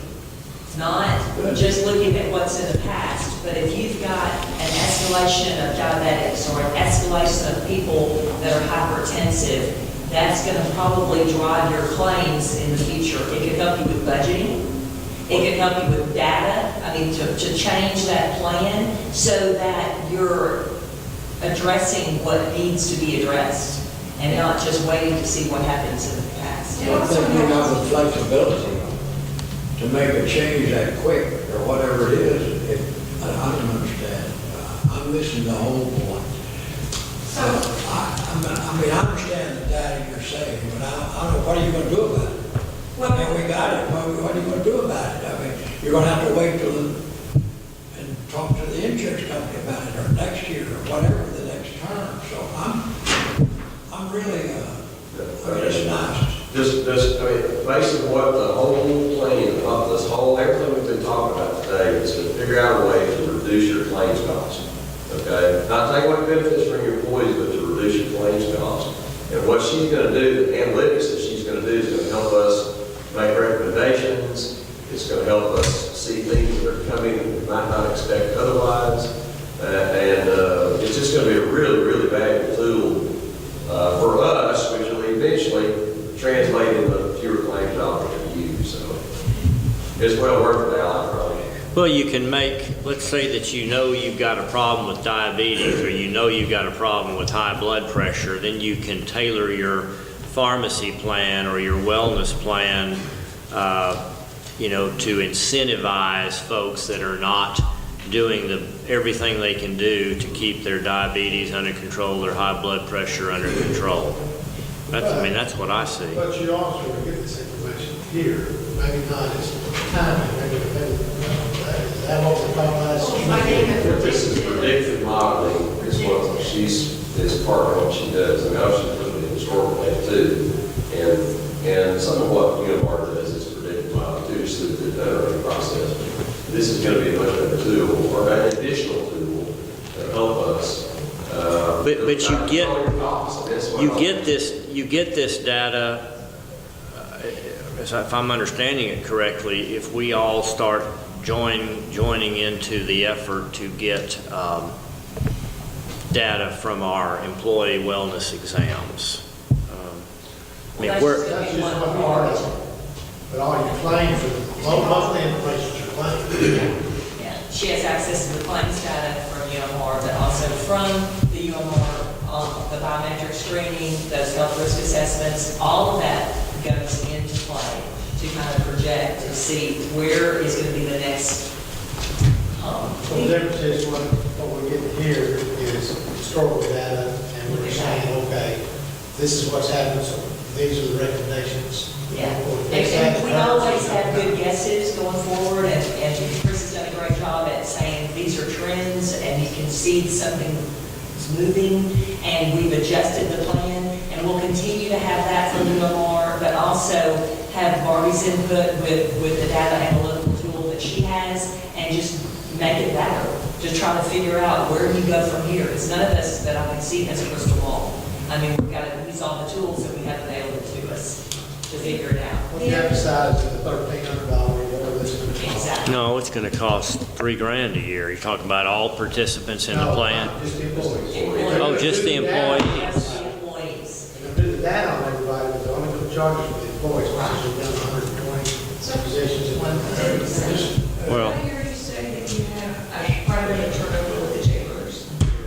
That's another place where this tool really helps with predictive modeling for business. You get new people on the plan. If they are taking a certain prescription, it will flag us for that disease state, and we're going to get that much sooner because we're going to get it each and every month and look at it each and every month. $1,650 a year. Right, and it's just an additional way to help you do the evaluations. We already get the information now, you're right. You just have to decide if it's $1,600 to add this additional tool. I don't understand the insurance bit apparently. I thought that we took all these trends and this data, and that's how they set the rates on different things. And that's how they're all compiled, all that data. And the insurance industry does that. And so we're going to change it. That's a really good point, Al. You're exactly right. Okay. Okay? But the goal of this is to make those numbers smaller, so when the time it gets to the stop loss carriers, you're getting a lower rate. Okay? That's the goal, is to save you money, not to, I don't see it. okay, so what happens is your insurance carrier analyzes your historical claims data. And they can put trend to it, and they do several things, and they come up with a number. Okay? Our goal is to have those starting numbers be less, okay? So your eventual, what your line of pay is less than that. On 138 employees, we're going to make savings, cost savings, substantial cost savings. I don't believe that. I don't believe that's enough people to change the data that would make a big difference in our premium. I could be wrong, but that's just my opinion. Well, it's not only trying to minimize the cost of your premium for your stop loss, it's trying to prevent somebody from going into one of those higher levels there. What was the, chronic conditions and complex catastrophic cases. I mean, if you can, Because that's money, just get the claim. Try to change the claim, change the Tell people they're not going to do that if they're chronic being there. No, but say you've got a diabetic person that's not going to the doctor, to not actually trying to get better. This can look at the data to see of that group of folks. If they're not going to the doctor, there's actually case management that can reach out to them and say, do you know, if you do this, you might be better. If that'd be better than what we do in the 5 tech form, or the other wellness test form. Why we're doing that, that's why we're doing that. Well, that's actually to identify the people that might be diabetic, who don't even know it. Well, it's a lot better doing it on an individual basis than on a data, piece of data sheet. It would have a lot more chance of making improvements. We already have claims management involved on those folks. But this is just maybe a quicker alert. And I don't know whether, and you don't have to do this, you know, this is your decision. So we're just offering this as another tool. So if y'all think it's gonna benefit you, then by all means, we will provide it for you. But if you don't think that it's gonna be worth it, then you don't have to do it. Can you tell me a company that does this right now? I can, if you're telling a company that does it now. Oh, I have several. I have Austin Radiology Associates. I have, gosh, I'm testing me, ABC Home and Commercial Services. I have Higginbotham Group, Harvard. I have Oil City Ironworks. I have a couple of Angel. I want 2 or 3 names and telephone numbers, contact where I call and talk to them. Sure. How long have you been offering this? Going into our 3rd year. Now, the privacy of this, it's just all stats. You've got it. None of this is personal information that can get out there. Not that y'all can see. Not that we can see. I don't want to see it, You're not allowed to see it. but I just want to make sure down the line this person's not hired because they've got bad health. That scares me.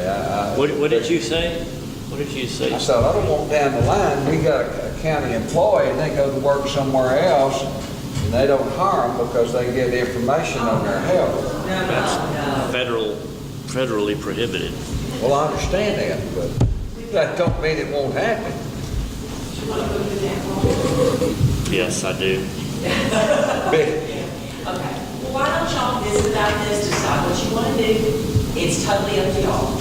You know, if you decide. Well, I'm going to put it on the agenda at the next meeting. If there's anybody that keep asking questions, there's nothing wrong with that, y'all asking questions here.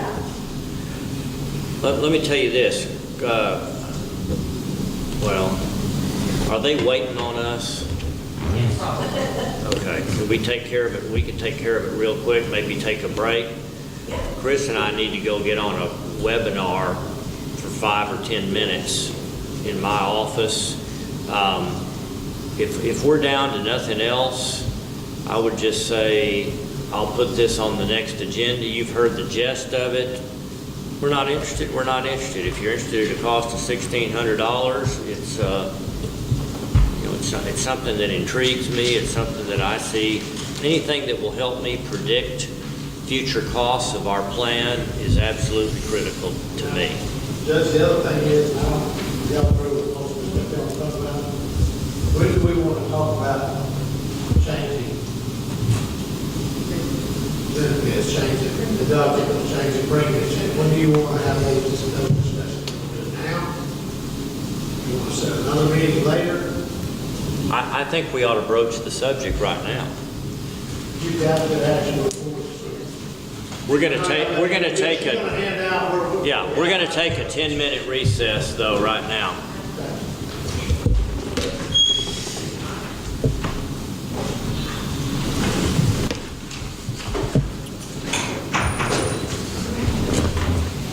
I'll meet you around there. Thank you.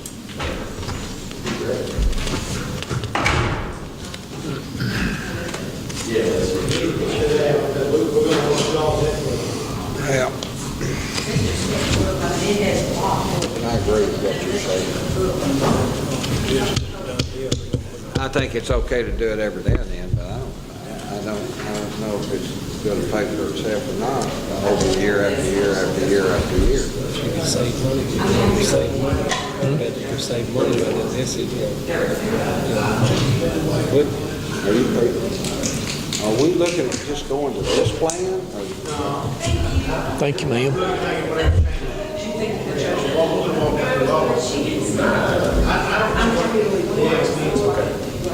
Oh, that was 17th, this is 18th, that's why that's 17th. You're saying this right here? Oh, Barbara said something this morning about, I was thinking about riding to town with you said I got 2 or 3 things to do, and I said, Barbara, I've got that meeting. I may be there an hour, I may be there 3.5 or 4 hours. She said, oh, I forgot that when you had that meeting. I thought you just had to go to town to the courthouse. No, and I said, no. She said, you go on. I don't want to go with you. Hey, Steve. I turned 65 in March.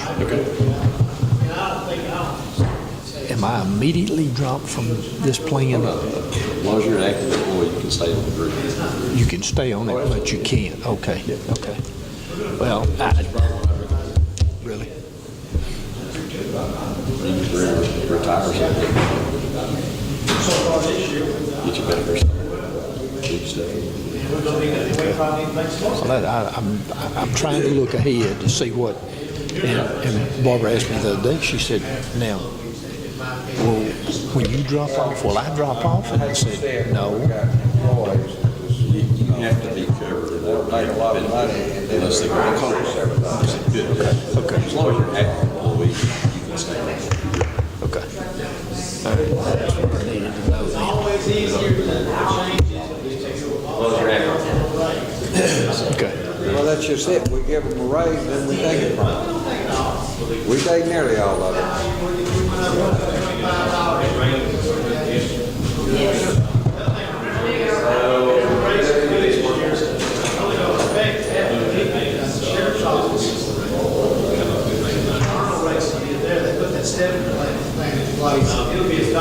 Cost of living raise put in there.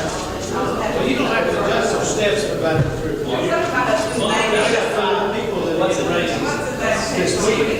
Sheriff's Department, because they went to the next step. So that's all that. Well, we do the same thing. If I move a guy from Tech 1 to Operator 1, he got a raise. But the clerks in these offices don't have those things. They can. I'm having budgeted a high step, because I don't know when he's gonna bring somebody in there. He's got, let's say he does deputy right now, he's got 5 years experience. He leaves, 5 hours, I do that, he's got 12 years experience. You have to pay him to 12 years. Come on, this like fails.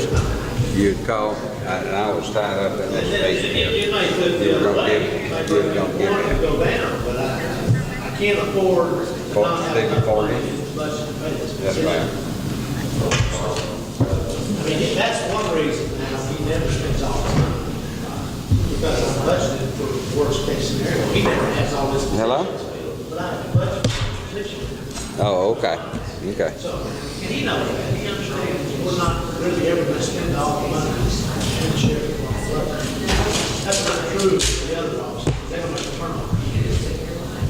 We never spend all that because they got to be here 30 days or 60 days with the insurance. But I have a budget. I'm not talking about 6 months. It's 6 months from now to October. All the time. But it is a built-in cushion, you know, we've got. Okay. I don't know how big the 6 cushion months is, after that, but I know how that cushion is. it's going to double the price of having that one vehicle. No, Okay. no. As long as we stay inside those budgets, Like we're we're going to going to check be it okay. out the insurance company. Okay? No, I don't want to come up here and say we don't have enough money to pay our bills. That would be a terrible thing. Oh, it happens place over. There's a deal over in Bowie County.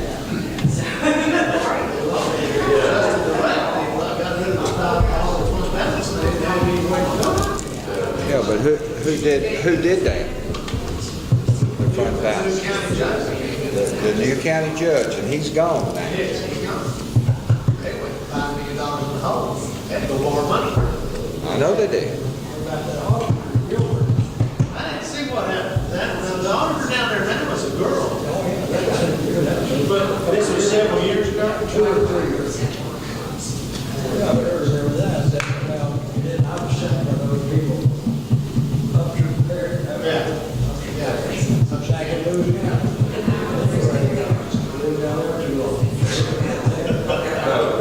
Down there, I don't know, you had to pay off to do what? That's right. But they, yeah, they were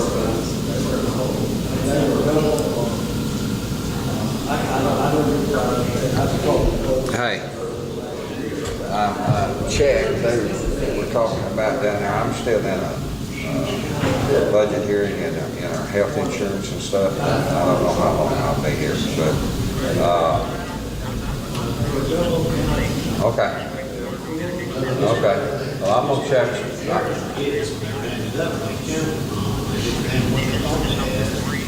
Okay. Well, I don't know where I'll be or anything like that, but I don't know if we go to the district, we can do it sometime next week. There's not a big deal getting it done right now. He don't take his test till the 23rd, but he's still gonna have to finish that class. Yeah, but he's not through with it. He's gonna have to get his butt up there and get that. But anyway, we gotta get all this other stuff filled out anyway. It's gonna take a long time to do that. But I'm gonna be checking out your place, checking my insurance place. Okay, all right, bye.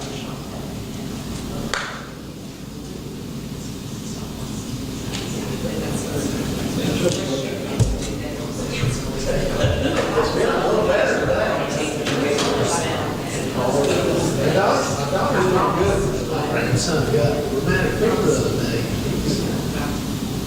I didn't know how that could be. Chick cancer. Yeah, she got it now. Yeah. I said, it's worse.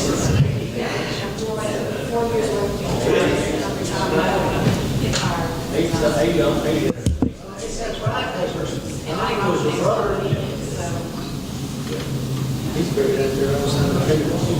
Yeah, I've heard that.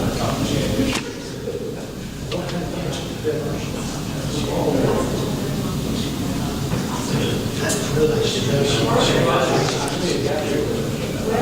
does she still smoke? She did quit smoking. She used to hide. She still works on that? Does she work? Really? I like that. That's it.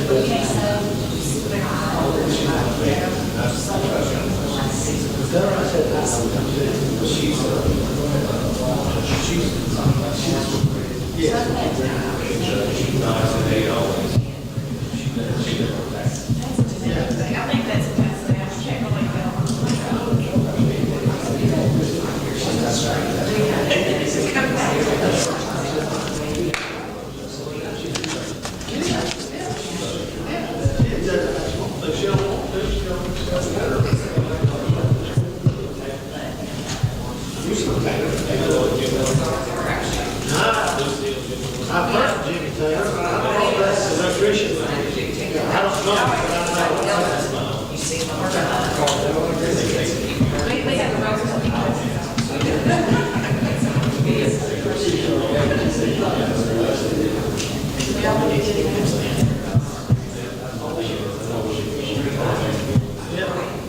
Well, they get to be 85, 86, 87 But like that, she probably not gonna take it and keep on with the other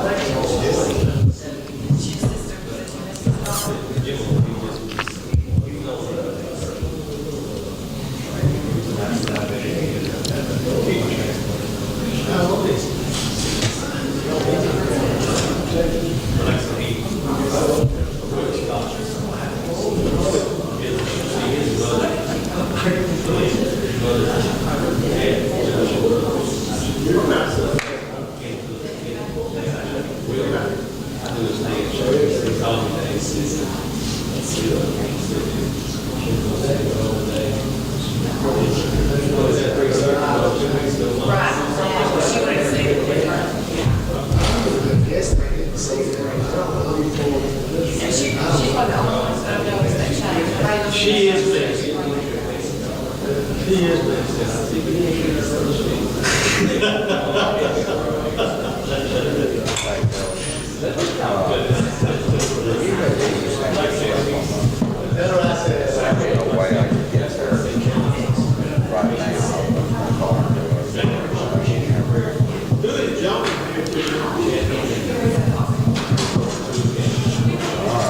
You're probably going to call me, you know where I'm at. Okay. And I talked to Jimmy, he was out there under the boat back behind, in the back there. But he said he put it inside last night, so it's safe. You're safe. Okay? All right, bye-bye.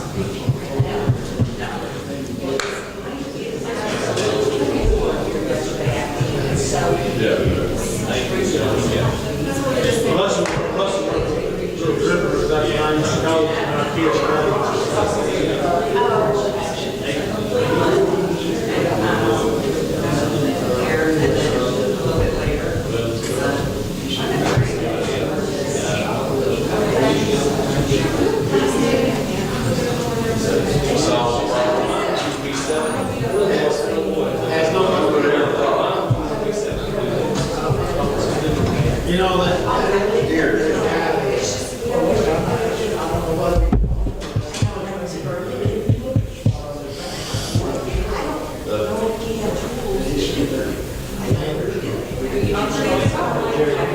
Y'all ready to start back? I think they're listening to you.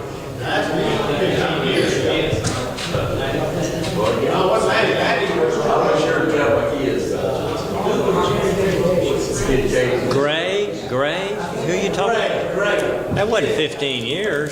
At least 10. No, it's been since I've been in office. No, haven't been that short.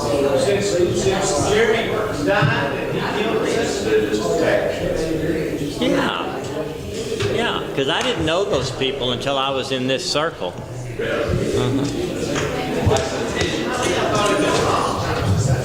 In fact, I think I did the probate. Yes.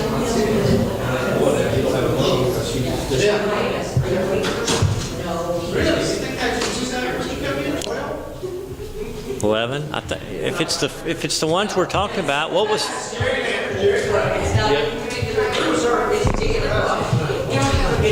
Thank you. Appreciate you coming. Be careful. I think he killed himself before she died. She was terminally ill. And Yes, she he did. And he killed himself, so there she is dying, and she has to do everything. Yeah. Yeah. And knowing then that their kids aren't gonna have. Well, you're on the record here.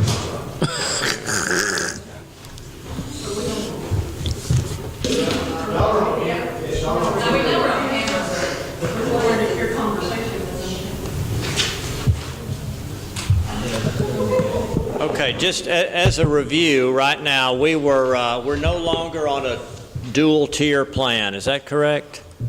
Or are we still on a dual tier plan? We are. Oh, of course.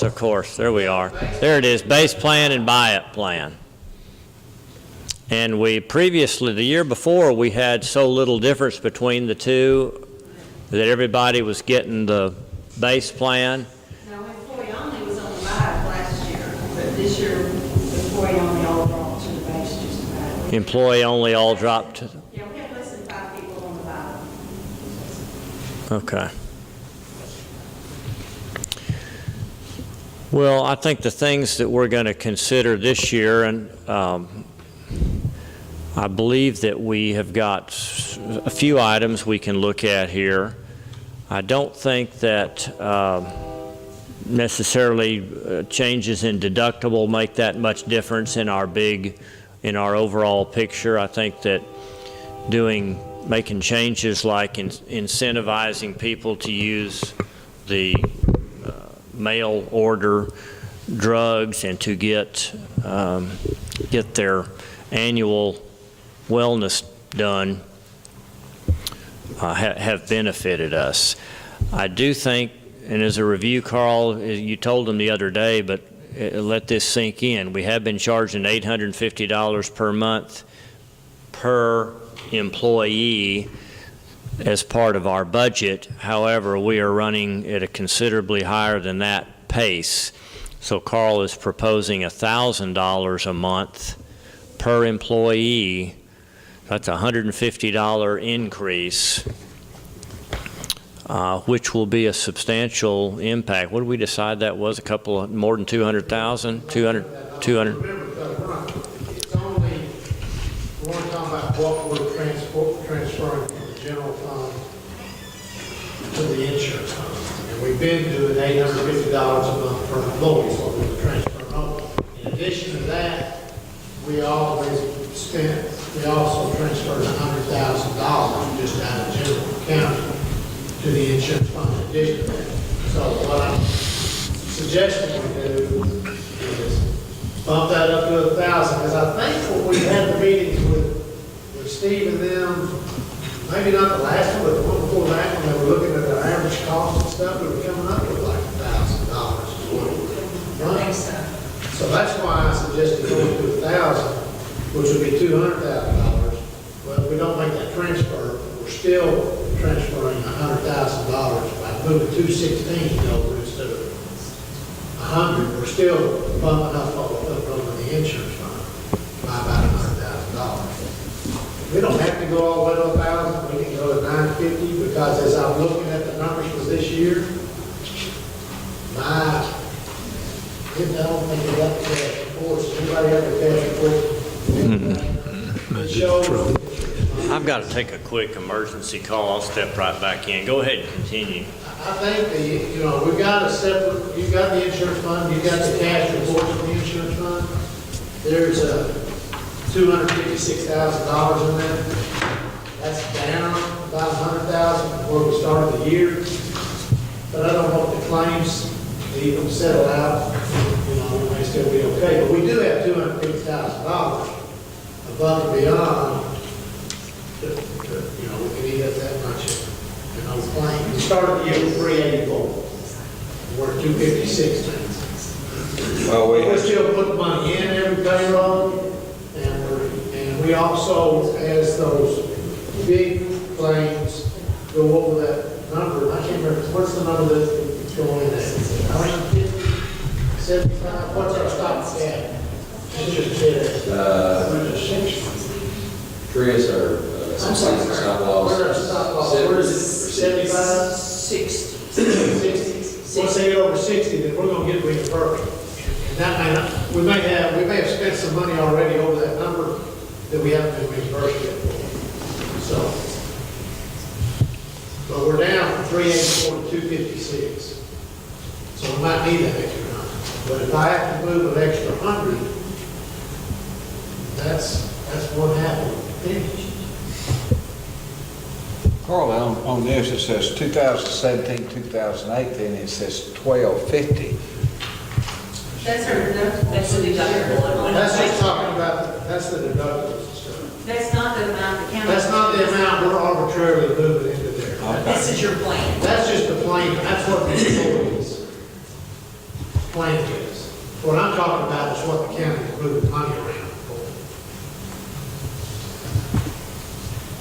Now, all those numbers there are directly affected because the higher the deductible, the less you're going to pull money out of our insurance account to pay the bills because they're going to pay it.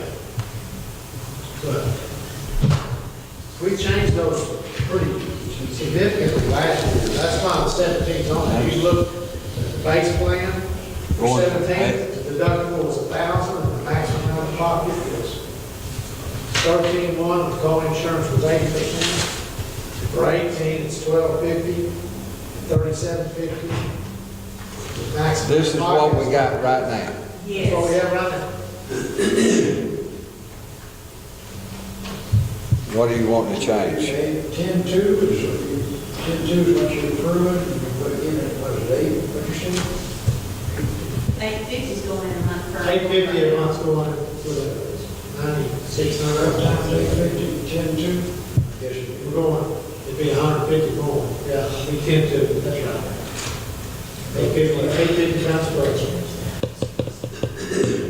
It's going to go to 12,000.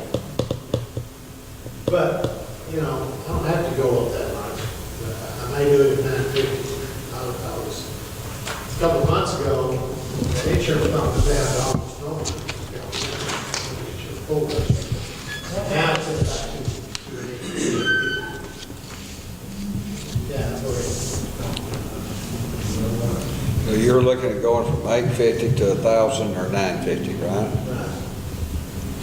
If I go all the way to And that's- 1,000, if I go up to 1,000, we're gonna be putting $100,000 roughly more Or, a year in there than we've been through. But that 100,000 has to come from something. yeah. You say general fund. General fund. That's a fund like we have a high general fund, we're building a little right fund. Right. That's our general fund, that's where most of our operations are inside the general fund. The only thing that's not in there is the road and bridge. We have separate funds for those. Just a cap. Yeah. It don't affect the employees. It don't affect the employees. We're also budgeting 100,000 less in prison. For the whole, for next What year. about those, I keep, it's been a while since I surveyed, or land purchases on that move. All that money's over a separate fund. Why is it in there? Well, it's over there to, Money in the loop? the money in the 2000, that's not money for the.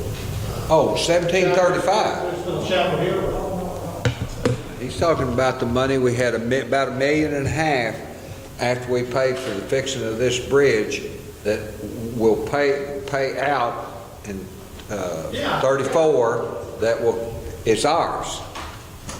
Yeah, so I can, yeah, there's $1.5 million in that fund, there's about $3.5 million in that In fund for 34, for the Chapel Hill Road. 1735. It's a survey here.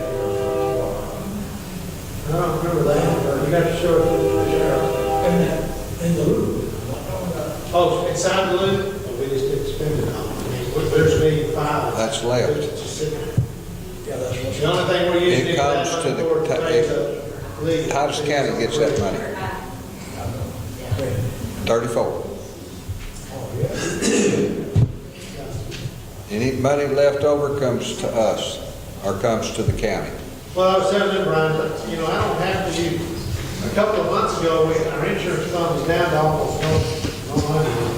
But it's built back up now, there's 200, we started the year with 384,000, we got 256 in there now. And this fiscal year's not Maybe we over. can do 950. If we do 1,000, we're gonna have to pull $100,000 out of the general fund Right.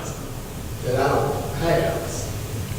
I mean, I either got, something else, you know, you're getting some more money. You're talking I might about, be able to get some property taxes, I mean, the sales tax goes up every year, so I mean, there'll be a little more sales tax money.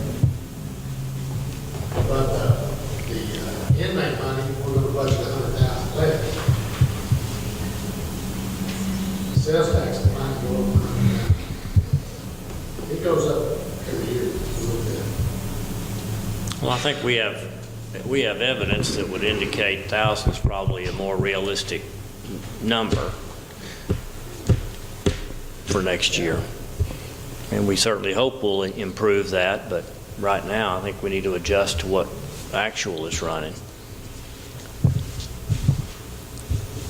So the, when do you have to, of course, I know if you're trying to figure on the budget, what I'm trying to figure, what, in October sometime, we'll know what the amount will be that The only thing I we're don't be know, reimbursed. I think I can get information from them is sometimes some of that stop loss, I don't know exactly how much of that's out there still, because they tend to pay us a little, you know, after the deals go into them. So, I'll look and see if there's any reimbursements outstanding. okay. So, you know, I'll know what we set aside, because they tell me what to put in the claims account. The 256 is what's not in the claims account, that's what's not, that's what's free right now. well, I was just giving that as kind of some background. What I would like to suggest is that you consider some increases that will impact employees, and one would be to begin a process of annually passing on some of the premium cost to the employee. not doing it in big chunks, starting off gradually, but we've got to shift some of this burden over to the employees, and we've got to do it little by little unless you're going to make a big annual impact, and I know nobody wants to do that. I would suggest something like $30 a month employee contribution to their coverage, and then consider increasing that each year. This pay bill, you guys have And this is per pay period. So, No, this is. No, per month, $360 a year. and it's 24 pay period. For the medical, If you look down at the bottom of that first page, again, comparing 17 to 18, you see what we did. The sheet is pay period. Yeah, that's what it says. This is no change of pay period. Yes, she got it in the 30. You can see what we're charging for their premiums, for their dependents. Say it again, Carl. Well, at the bottom of that front Yeah. page, Yeah. in yellow down there, it says the employee plus the children. Well, that just means that the employee's carrying his kids. We're charging the employee $150, is that a month? A check. A check. So it's $300 a month, they're the kids. Prior years, it was the same. We didn't change that. If you're carrying just their spouse, we went from $175 every 2 weeks to $187.50 every 2 weeks. You see that? And if they were carrying their whole family, which meant their wife, their spouse, and their children, we went from $262.50 a check. But even with that, if you remember from Chris's deal, we actually picked up 2 more spouses, a lot more children. This year than we had the year before. The kids were Even up after you have enough like 47%. One of the reasons we're picking up more children, because we're hiring younger people, or us old people are dying off. Because our insurance is better than the spouse's insurance, so they put the kids on our plan. And $300 covers it. Our policy is 15. if you're working here, you put your children, but you can't put your spouse on here if they got a job. But we have no way to implement it. We haven't done that. That's not a good one. Our only incentive is by doing this. We don't have any way of knowing. I mean, it's gonna be almost impossible. We can ask them to fill out a form, but they might go start work in the middle of the year, or they might work and never tell us that their wife's gone. They don't have any way of Mills does it, knowing. if you don't tell them the truth, it's an affidavit, they'll fire you. Well, Yeah, we can do it that way. But we don't have that in place. We've talked about doing that, but we have not done that. or the retirees that retire or work somewhere else and have benefits available. They're not getting off our plan and they're staying on our plan. If they go to work somewhere else. I thought we did change that. Did we not change that? Not because it'd be the same as trying to save your spouse and the next work. I mean, it'd be the same trying to catch it. now, Judge, are you saying that each employee pay a fee? I'm suggesting that we begin a process of passing some of the cost of the employee-only premium over to the employee rather than having a zero cost. Which the Biden plan, they are paying a premium with the basic zero. So that, what do we accomplish there? Well, we're not going to accomplish getting a lot of money from them, but we will start helping them to understand the costs are exceeding what we can keep up with year after year. And if everybody has the cost of their medical insurance top of mind and everybody shares a little of the pain, we work better together to achieve cost savings in any way that we can to minimize future increases. But the days of zero cost insurance are gone. We're one of the old ones hanging on. Very few places you go to work that you don't have to pay something on your On Lone Star still don't have to pay anything. I'm just telling you, that they were a thing of the past. And you're absolutely sure that's current information? Yes, sir. Yeah, they did. The only union, company they. And they pay a whole lot more money than our employees get. Your biggest, I mean, you're still so far below market on the spouse coverage, the family coverage is done. You're less than half of what it would cost.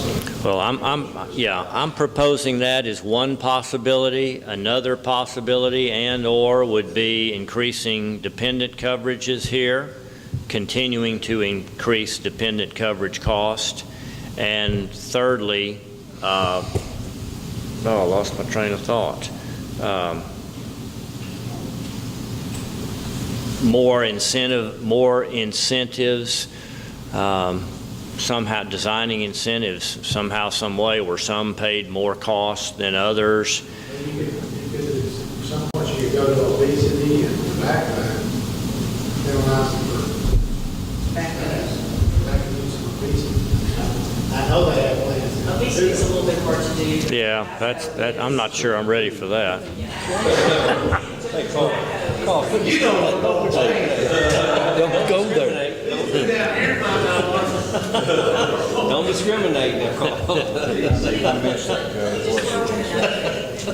They're talking about charging for obesity. It's okay with me. One of the things that was identified with what Chris showed was the outpatient, out-of-network outpatient utilization. One of the things that you could do that would not be very painful, but that might help that is if you took your out-of-network co-insurance to 50% instead of 60% the way it is now. Because that's going to incentivize somebody even more to try to stay in network. Because right now you're at 70, 60, 80, 60, and that would just take all the out-of-network co-insurance to a 50% co-insurance level, and that's what most fully insured plans are at now. Doing that on the buy-up plan and base plan, going to 50. You're talking about all the way across the board. This is where it's putting that 50, you go out of network. But you've got a cap, and you have a lot of options. Yeah, I can see where it can get squeezed down where you fit. But Yeah. as long as our. just out Well, it's 50%, not 60%. Okay, and the buy, both plans. I try not to use out-of-network anyway. Some of them, like you said, you go to the doctor. They're going to roll it well, see how they're breathing. Those groups can only go to see people in the United Healthcare Network. Sweet Shop, for example, has been on that for what, 3 years? We never hear anything from anybody that says, oh, I want to go to somebody that's not in this network. It's like 99% in-network utilization. Well, a lot of you doctors nowadays are starting to say, yeah, we'll accept y'all's insurance.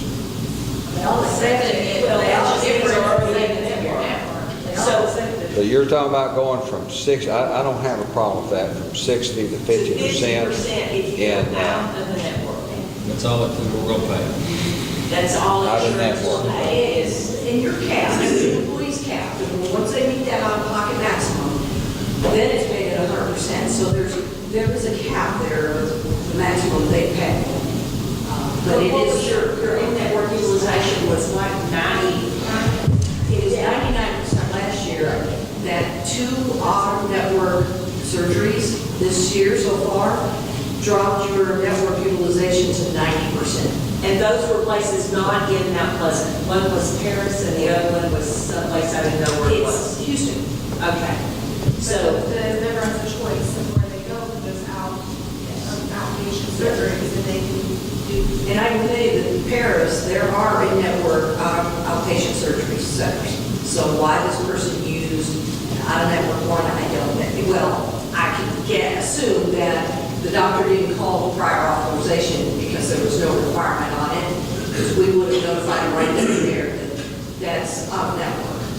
But it wouldn't have changed it. The provider may still not have changed it, because if he has ownership in it, which I don't know. But at least the member would have been notified. And maybe they would have had a conversation with their doctor. I don't have a problem doing that, but like you said, the numbers were 99% anyway. So I You don't were know how- 99 last year. So I don't You're know how- 90 this year. It dropped because of those two So outpatient. by the end of the year, that number might be back to It 98. could go up, but it's, I'm just saying, I don't know how much savings. well, dollar savings, little, but it steerage to your employees to stay in network so that you get, I mean, your discounts in network are 60%. Yeah. So, you know, I think that outpatient surgery, actually, they billed it at $106,000. We actually did negotiate the discount down because of the secondary network, but 60% discount on 100,000 versus the discount we were able to achieve. Yeah, they billed 106,000, UMR allowed 32,000 and paid 28. If you added at 50% of the 32,000. By you and Marty, you mean us. Yes, yes. Yes. But that's one of my thoughts. The other thought is requiring reauthorization on more things, right? I've got a list of ideas. I checked with the care management team. We've actually expanded our prior authorization requirements just to, again, to help keep people notified and in the network. So we're recommending prior authorizations for chemotherapies, air ambulance. On the air ambulance, it's not prior authorization before you can use an air ambulance, because that's not doable. What the prior authorization is once the bill comes in, we audit that for the medical necessity portion of it. Should that air ambulance really have been called? Because you and I can't call an air ambulance, so really. It's done by the providers, the EMT on scene, you know, police, fire. They generally regulate air ambulance. What we're seeing a lot of nowadays is air ambulance requirement between hospitals versus using ground. And you can use ground and still have the same type of coverage, but an air ambulance will cost you $100,000, where ground ambulance, if you did really need to be transferred from one hospital to another, can run $30,000 to $40,000 versus air at $100,000. And they're doing air just because it's easier. And there's not a life-saving impact on it every time. So by doing the prior authorizations, that's where we catch that doctor and that hospital just needing to transfer someone, but doing it in a more practical cost-saving measure. Because your employee is going to get it. Yeah, somehow we have to educate the employer that they've got to call. No, not the employees don't call. The provider has to call. That requirement is going to be for the doctor. Yeah, that's where you catch it. Yes. Yeah. It's just like when you have a dental procedure, anything over $300, there's a predetermination of benefits. You get a little statement in the mail that says, this is how much this is going to cost you. Do you really want to do it? So if you're requesting a pre-auth on some of this stuff, those out-of-pockets, I guarantee the two people that had those procedures done probably didn't even have a clue that they were going out of network. I agree. Nobody's going to choose to do that.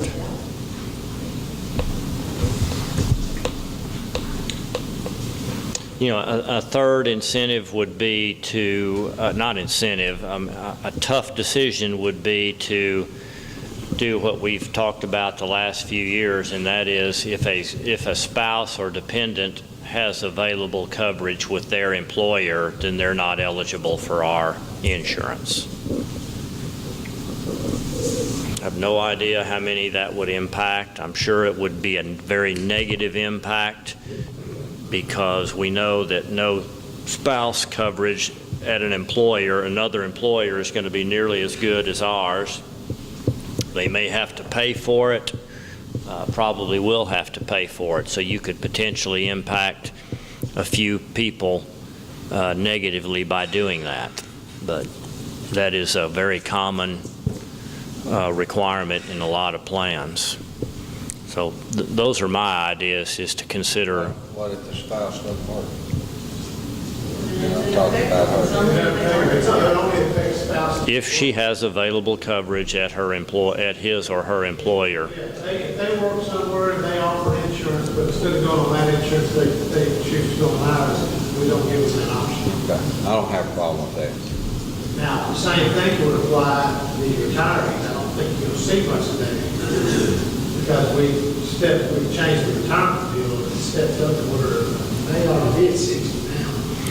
But we did have situations where people were retired here at 52 and 53 years of age, going to work somewhere else, staying on our insurance, even though they had the ability to get on insurance where they went to work. We changed that retirement deal, and I think it's 60. 60. Well, it'll be 60 in 2020. I think right now it's 58. Next year it's 59, then it's 60. You still have some employees that were grandfathered in, primarily at the sheriff's office, that I was just talking to one yesterday. We failed to put into our new policy manual that grandfather clause, and they were saying it'd be good if you would include that in your employee manual, which states that if you had 8 years of service prior to 2014, that you could retire at rule of 75. But there's nothing to keep us from saying if you go work somewhere else, Yeah, it was. just like spouses. Yeah. Amendments, it would say go into the manual. Well, I can assure you that if you said you didn't have a problem with that, Mike, I can assure you that you will have 2 or 3 or 4 employees that will be here and tell you how it's going to cost them overnight, $300, $400, $500 a month for their spouse's insurance at their employer, because it's that much more costly than ours. So you'll have some hardship cases. I would suggest, if you want to go that direction, that you give them 1 year's advance notice that this is getting ready to kick in the 1st of 2020. Pilgrims did that to me when I started here. I could stay on my husband's for 1 year, and because I had it available after that first year, I could, which benefited me anyhow. What benefited you? I had the option to stay on my husband's insurance for a year after I started here, even though I had coverage. Mm-hmm. Year was over, knowing, because he had to do the affidavit and all that, and then at the end of that year, I automatically came off his, just on the other side of it as well. Did what? The city does that as well. I don't know. We had a group last month, remember that person said that she had to come on the plan in September at their renewal, or October, whenever their renewal is, because they implemented the rule that if she had access to coverage of her employer, she had to come off of the city of her husband's. Well, I think you'd be much better off giving 1 year advance notice, because you'll have some people really upset, those that are affected by that. And then we need to include the retirees, I mean, as long as they're under 65, some retire, and say go work somewhere else. They have that option, they will do, because it's not costing them here for their insurance. And you're suggesting telling retirees, if you take a job somewhere else and they have insurance, you've got to take that. Well, here again, you're... Same as an portion of employee spouse, to me. Other than that is a benefit for a retiree. Well, and so there are some retirees that have all their life planned, and they know that's what they want to do, and they've been planning for that, and that's been what they've wanted to do all along, is retire from here, keep the insurance, and go to work somewhere else.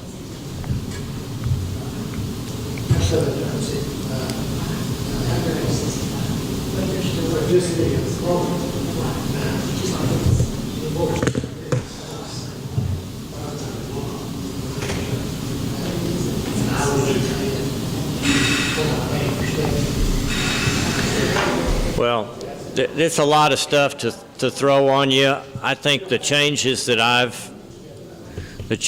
I'm suggesting to you here would have more long-term positive impact than making changes here to deductible or co-pays. I think the co-pay change there on out of network, anything we can do to keep people from going out of network, I think we need to do. We've got these up here pretty high. Unfortunately, we've had a couple slip through the cracks that, like you said, probably didn't know what they were doing. So I think we're doing a good job. I think we've done a good job at incentivizing people to not go out of network. But you're always going to have that handful, in this case 2 of them, that they were either bullied by their doctor to go to their clinic or whatever, or they just didn't know because nobody checked. But we know this system you're talking about, at least they're going to be notified. Pre-approval would be required. So when do we need to make these decisions by? And I think we probably need to schedule another workshop day to discuss these major decisions.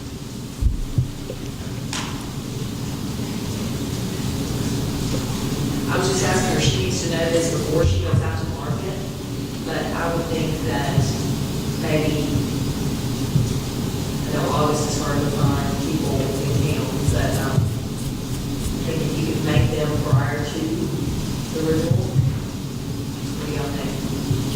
So, Prior to the renewal?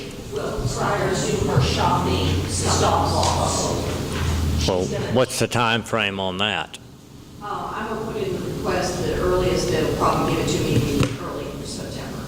I just asked her, does she need these changes before she does that? She says it's going to make probably minimal difference on the stop loss. So that's probably, but I think you need to hammer this stuff out probably in August. Yeah.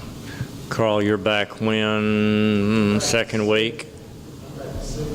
Anybody on vacation in August? Vacation, what's that? I said vacation, what's that?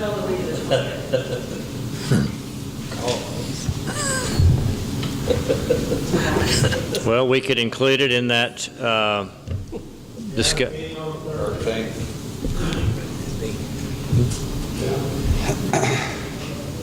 And that's what you're going to talk about, we did raises to the village line, basically, all this at the same time.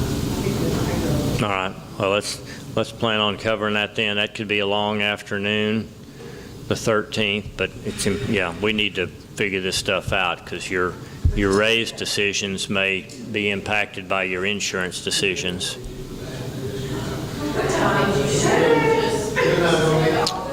We'll have Commissioners Court till probably 10:30, so I would say if we would go into our workshop, we got plenty to cover before you all got here. We could maybe have you all come back at 1 o'clock or something like that.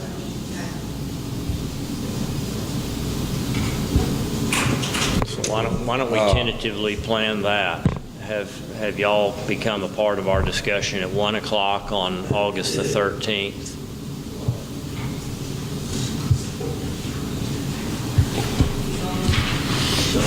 All day deal.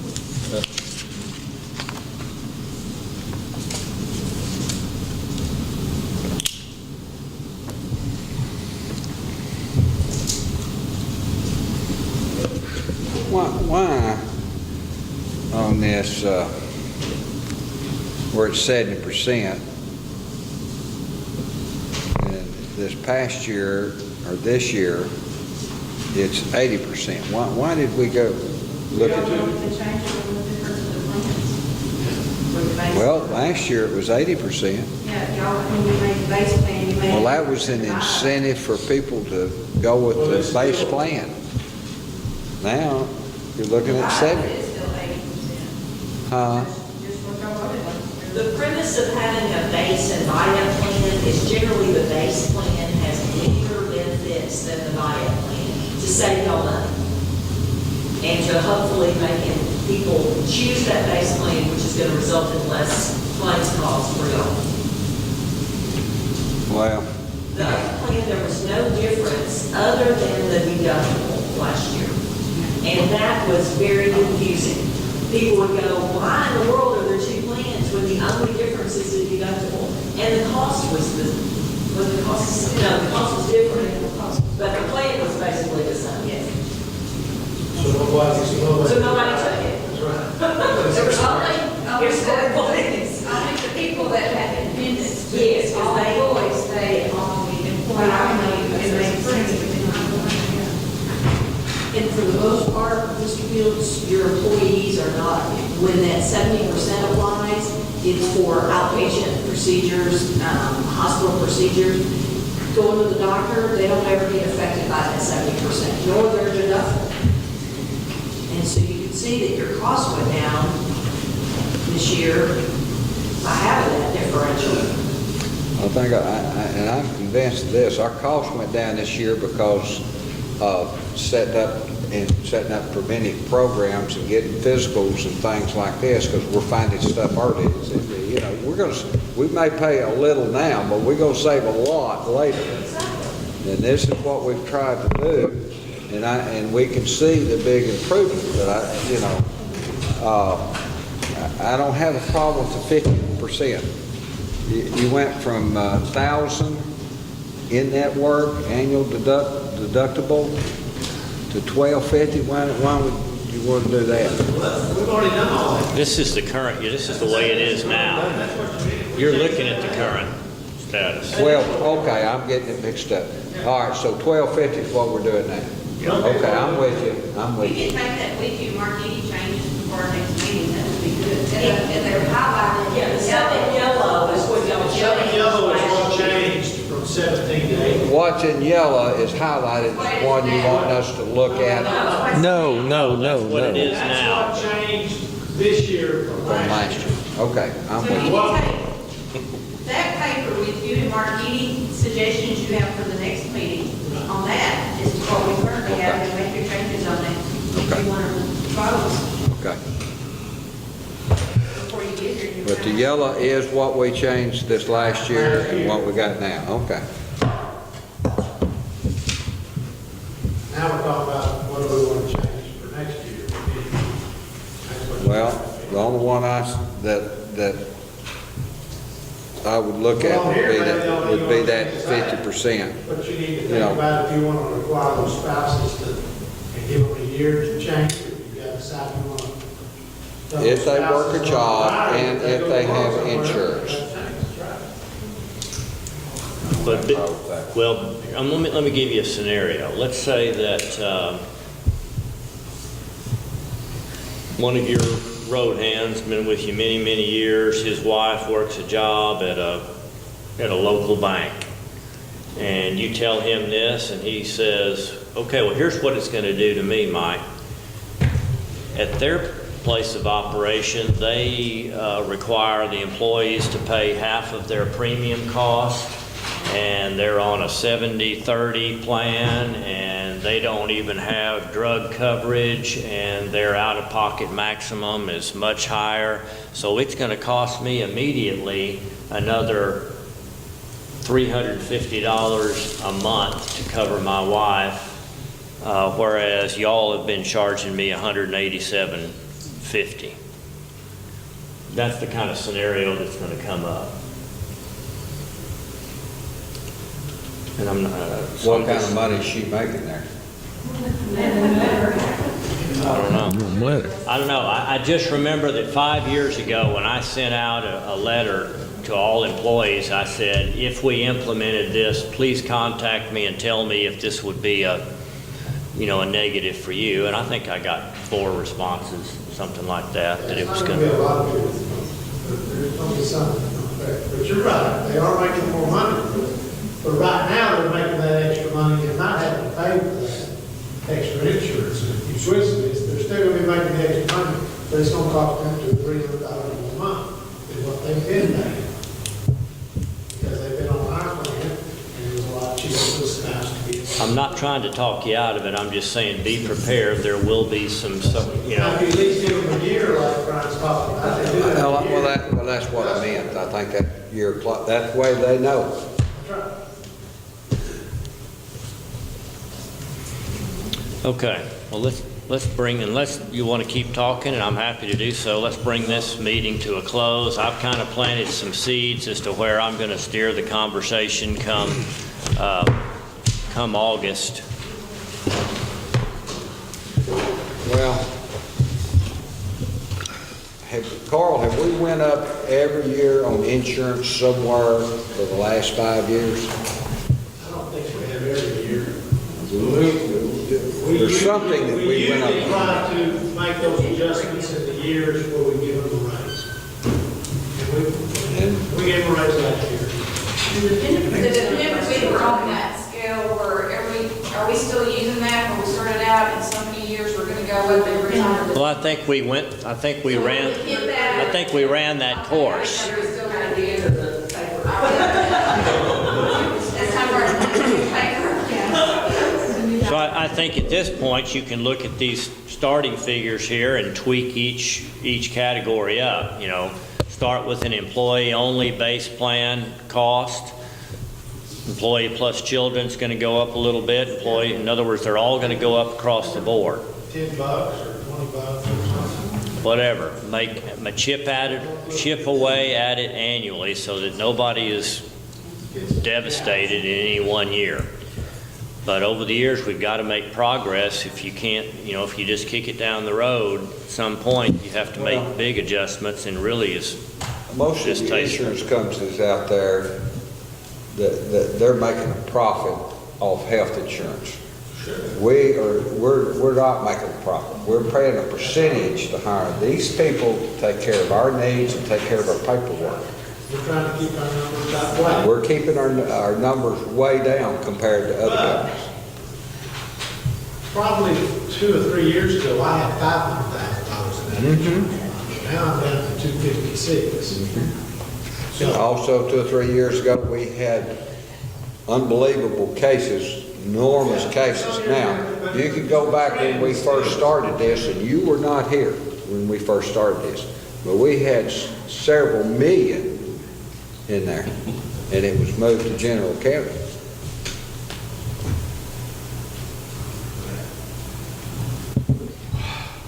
But that's over with. That's back then. And it, being financially sound like we are today is a big plus. It helps us in every way you can think of. And in 34, whoever the auditor will be, they're going to be real happy with $1.5 million sitting in the bank. 10 cents. With nothing tied to it. It's the county's. It's not. He won't be long, happy. All those guys sitting up there in those things. Well, me and Alan's going to be gone, but those two might be here. I gotta get that obesity bill put in.